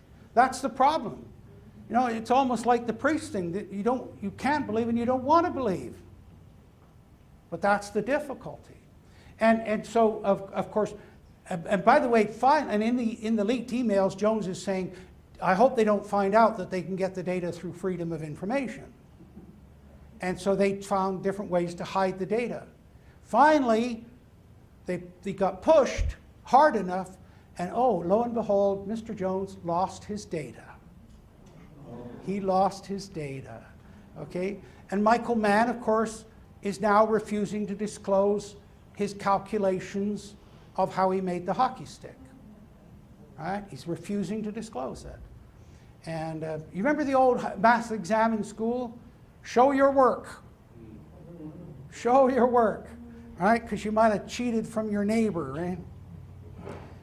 Very quickly at the end here, omissions. In the computer models, they leave out so much because they're only looking at human causes. I don't know how many in the room know this. This is called the Milankovitch effect. We've known about it since 1863, or most of it. The orbit of the Earth around the Sun changes from almost circular to extreme ellipse. That's going on all the time, a constant changing, caused by the gravitational pull of the planet Jupiter, okay, or primarily by that. The tilt of the Earth is constantly changing from 24.5 to 21.9. Tilt's constantly changing. We tell everybody it's 23.5 degrees, but that's just close enough for government work. Change the tilt by 1 degree and think what happens to the latitudes of, you know, the Arctic Circle, Antarctic Circle, the tropics. The whole distribution of energy changes. And then what's called the precession of the equinox, the day on which the days and nights are equal length, is constantly changing. And you want proof of that? We have to keep upgrading our calendars because they're fixed and nature isn't. If you go back and look at the Hudson Bay Company journals in Winnipeg and you look at September the 3rd is followed, or September the 2nd is followed by September the 13th. The government of Britain in 1752 ordered to add 11 days to the calendar. Okay? There were riots in Britain. People died in the riots in Britain, and because people thought the government had shortened their lives by 11 days.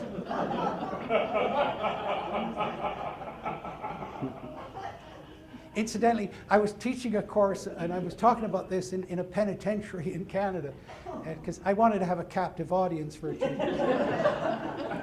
And I was telling them about how this year got shortened by 11 days, and I said everybody was angry, and one of the prisoners said, I know a group that weren't.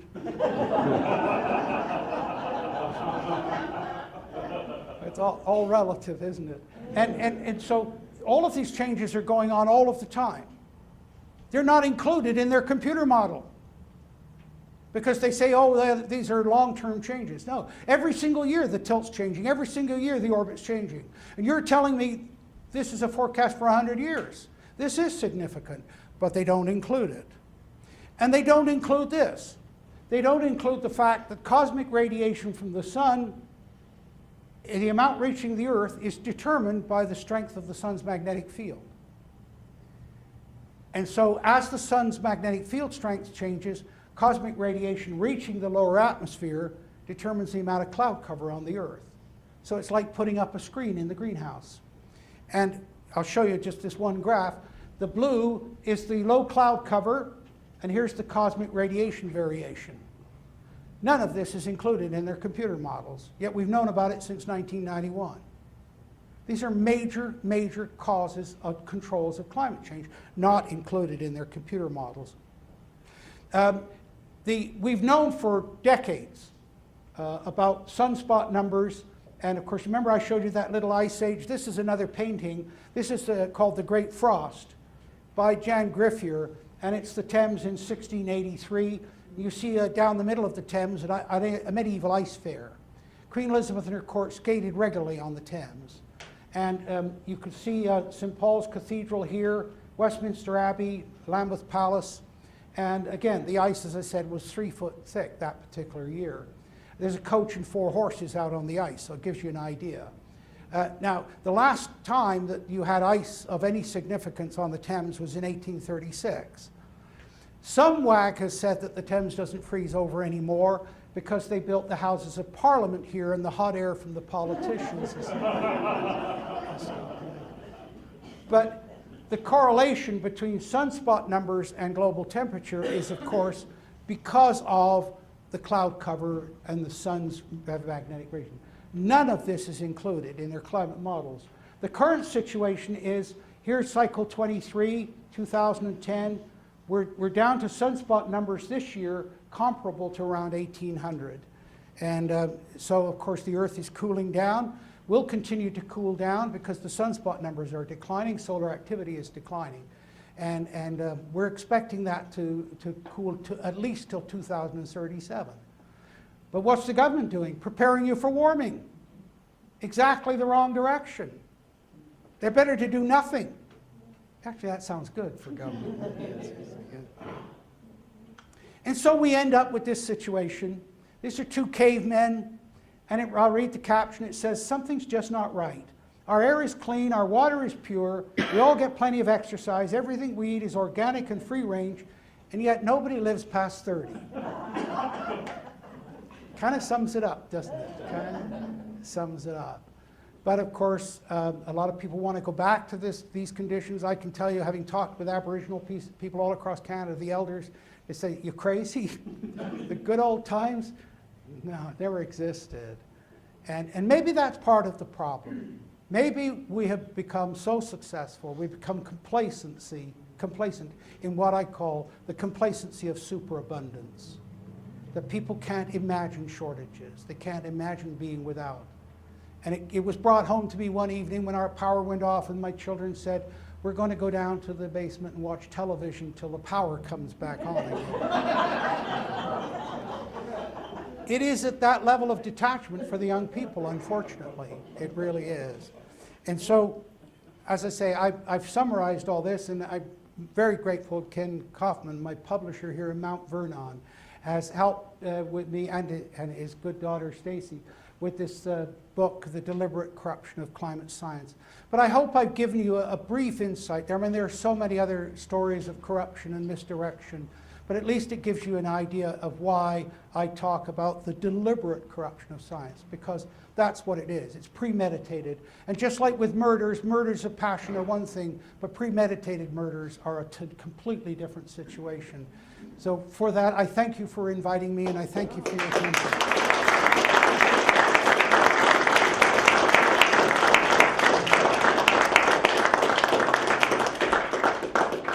Okay, we're going to be taking questions. Okay, George, I'll speak up. We're going to be taking questions in just a minute. I do want to mention on the book, you can order it from Amazon, or we have Ken Kaufman here, and he says you can order it directly from him at stairwaypress.com. His daughter is shaking her head, yes. stairwaypress.com/Skagit, and you get a discount. And Ken's got his own book coming out, has come out, that I'm going to be reading here pretty soon, so that should be enjoyable. One other thing I wanted to inform Dr. Ball that Paul Ehrlich, I don't know if you know him personally, but you're probably unaware that he just came out with a new prediction.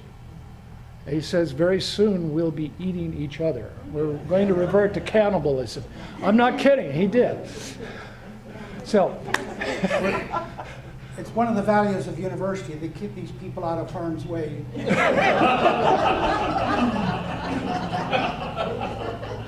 Oh well. Anyway, if Any you, questions about anything? yeah, if you have a question, please come up here and X marks the spot, stand right here, and ask the question. Please don't filibuster, give a dissertation, just ask a question, so. I don't want to discourage you while he's coming up here, but at the end of a class, I say, are there any questions? And they all sit there saying, I'll kill anyone that asks a question. I want to get out of here. Sorry, go ahead, sir. Good evening, Dr. Ball. Thank you for coming and enlightening us. I appreciate being in the presence of a true ethical scientist. I'm aware of the scientific method, having participated somewhat in my career. On what basis, if any, are you ever attacked on weaknesses in your science by your colleagues? Well, actually, some of the nastier attacks have been from inside the university.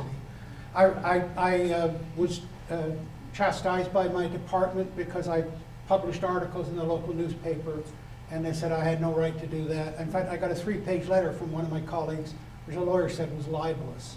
And politics in university, I've worked in government, I've been in the military, and I've worked in private industry. Politics in academia is absolutely the most vicious anywhere.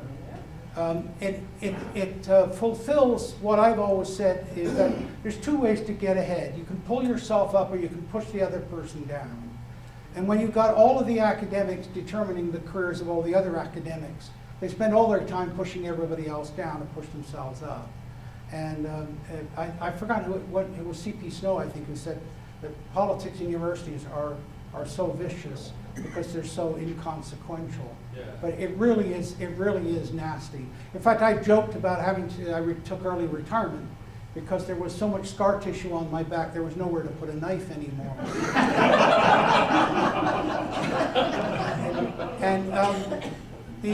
The lawsuits that I've had are from, well, 3 of them were from academics, 1 from a bureaucrat, and all filed through the same lawyer in Vancouver.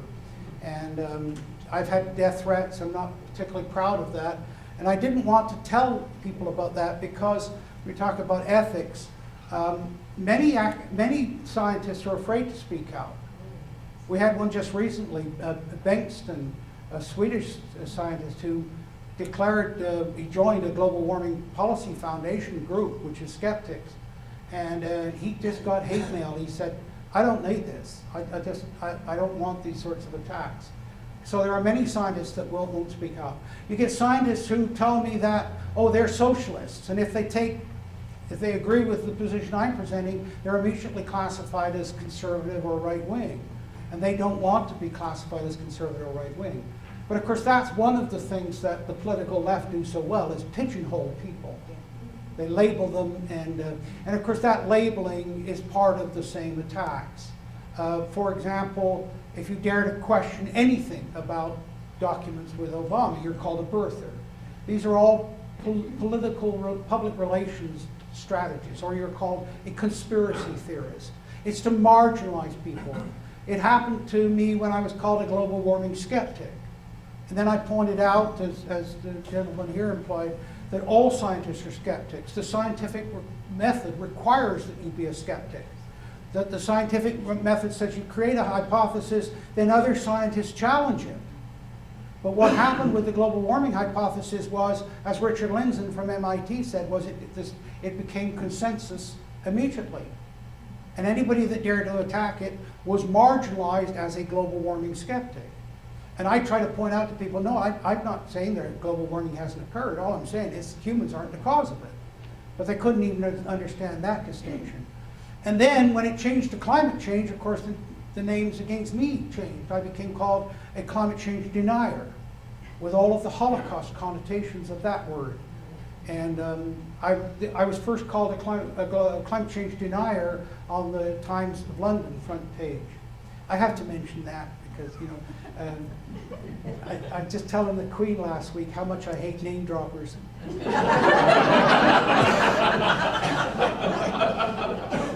But you know, as I said, the word denier is deliberate with the Holocaust connotations attached to it.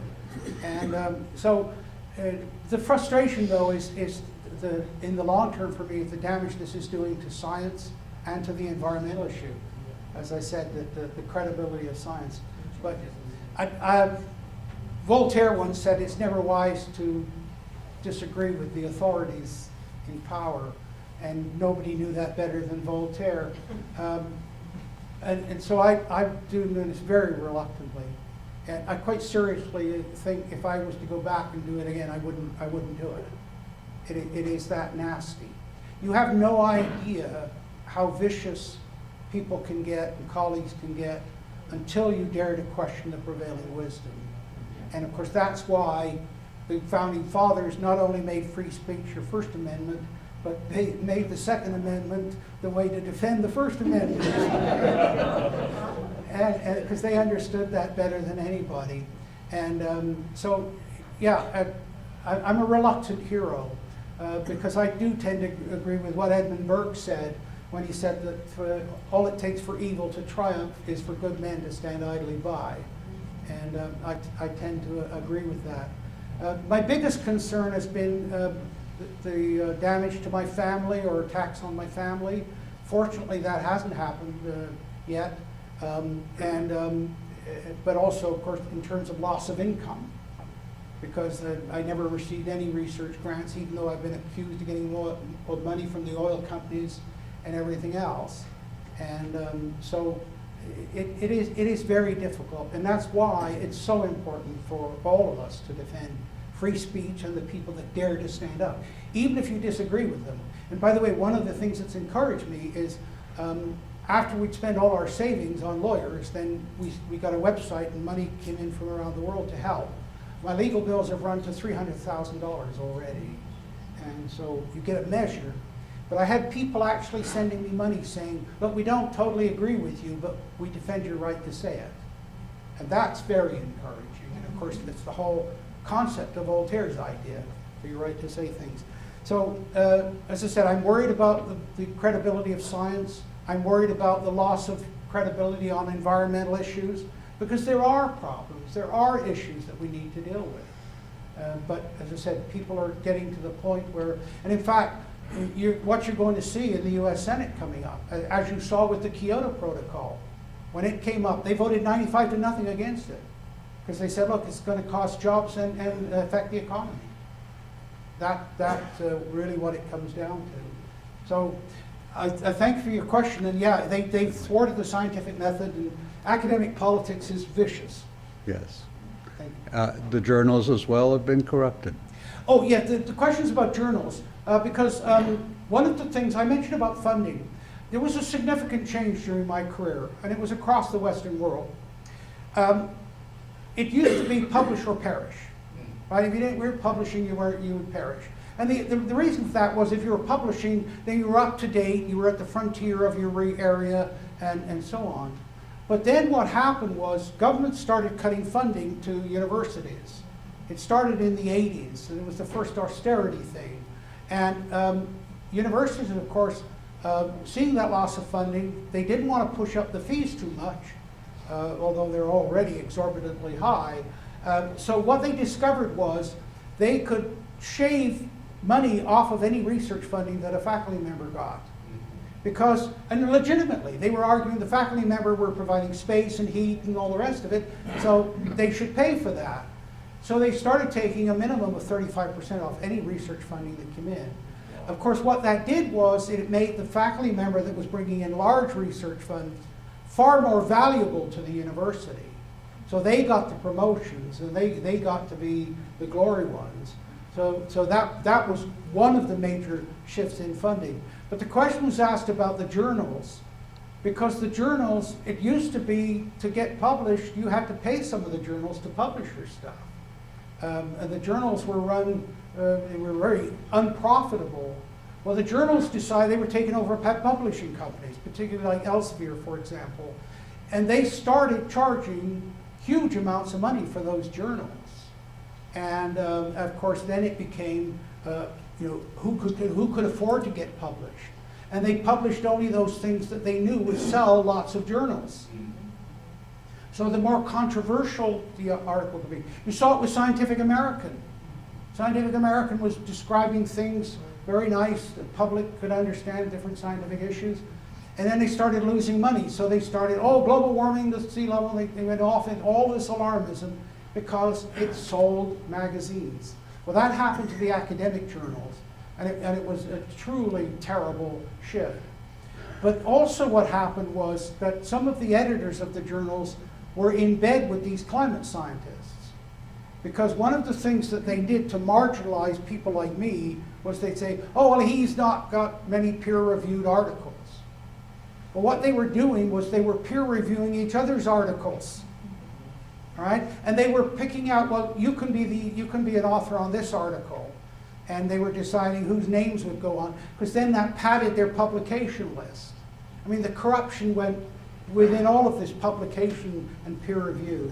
It made a mockery of the peer review. That hockey stick thing, which I never got to see it, but if I'd have seen it, I'd know what was wrong with it. But it was peer reviewed. But who was it peer reviewed by? His buddies that were in the same game. And so they made a mockery of the peer review process as well. And the journals went along with that. Nature particularly was bad. So there was corruption all throughout. And it was for the two things. It was the funding and it was the political agenda. So yeah, that's it. Thank you. Thank you. Yes? On the spot. Right. On the spot. X marks the spot.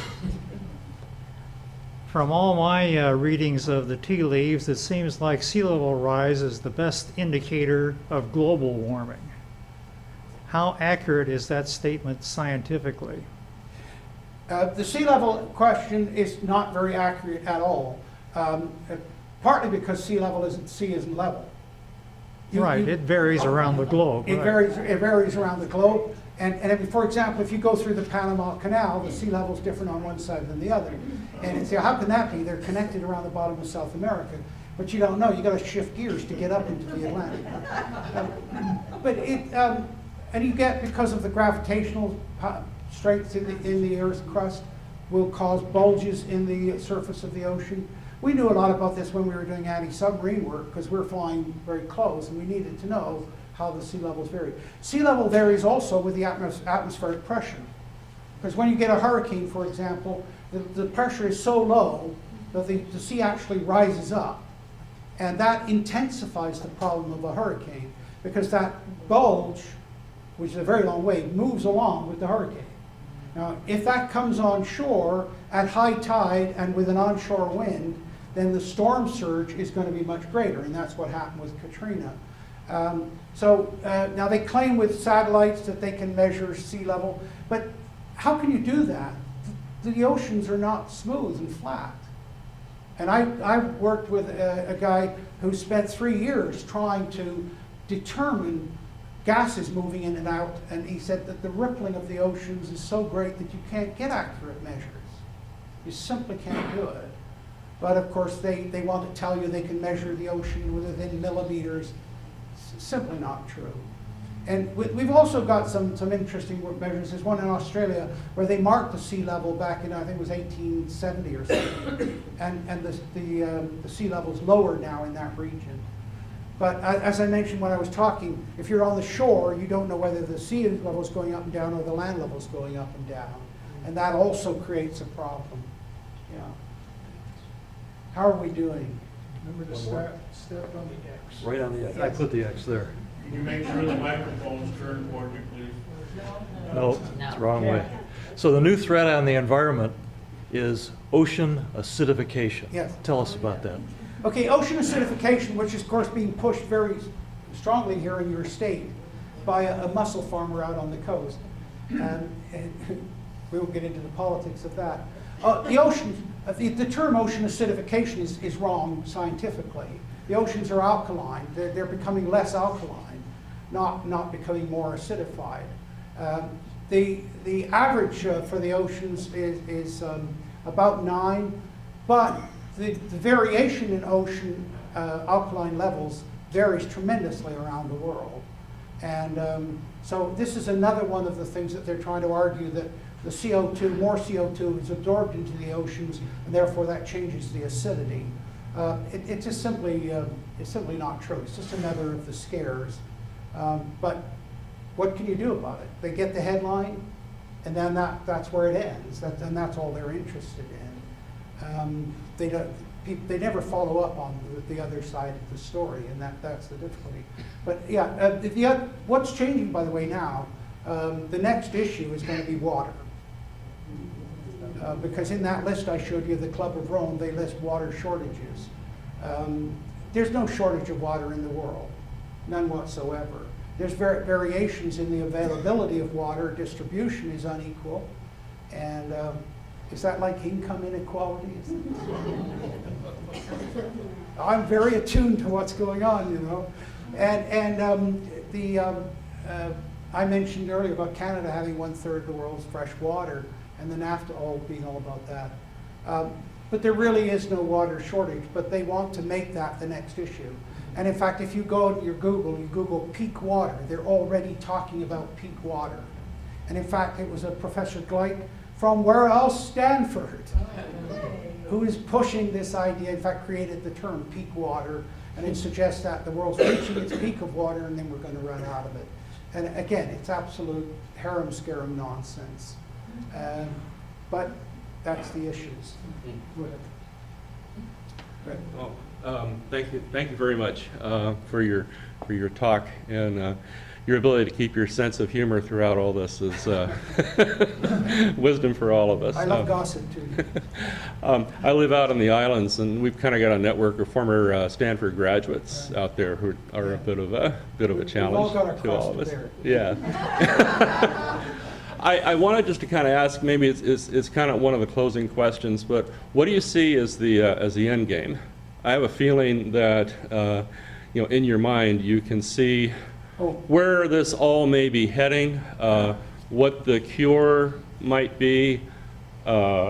Is there a tipping point? Yeah. Yeah. I think the tipping point was when Tipper left Al, but that's.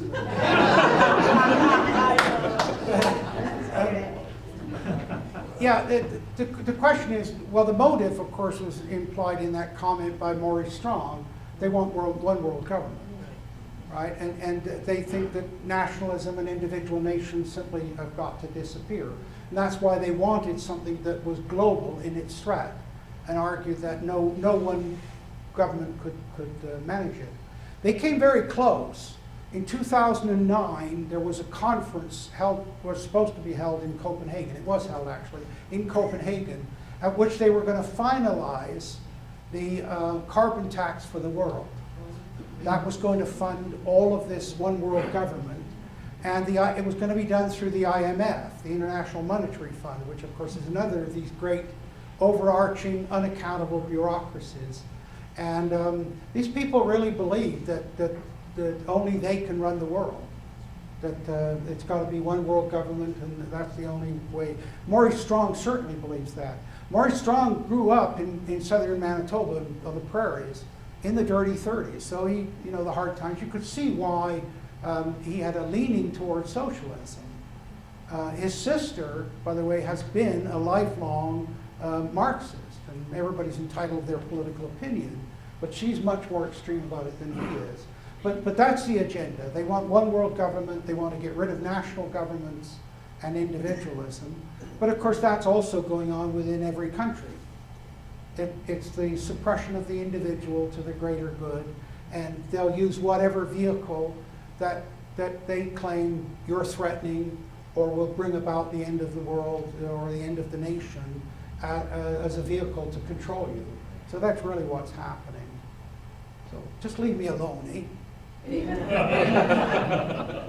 But I don't know if that answers your question. Yeah, it does. Yeah. Okay. Do we have, I think we got time for maybe one more question. If not, I think Representative Elizabeth Scott came in after we started, so there she is right there.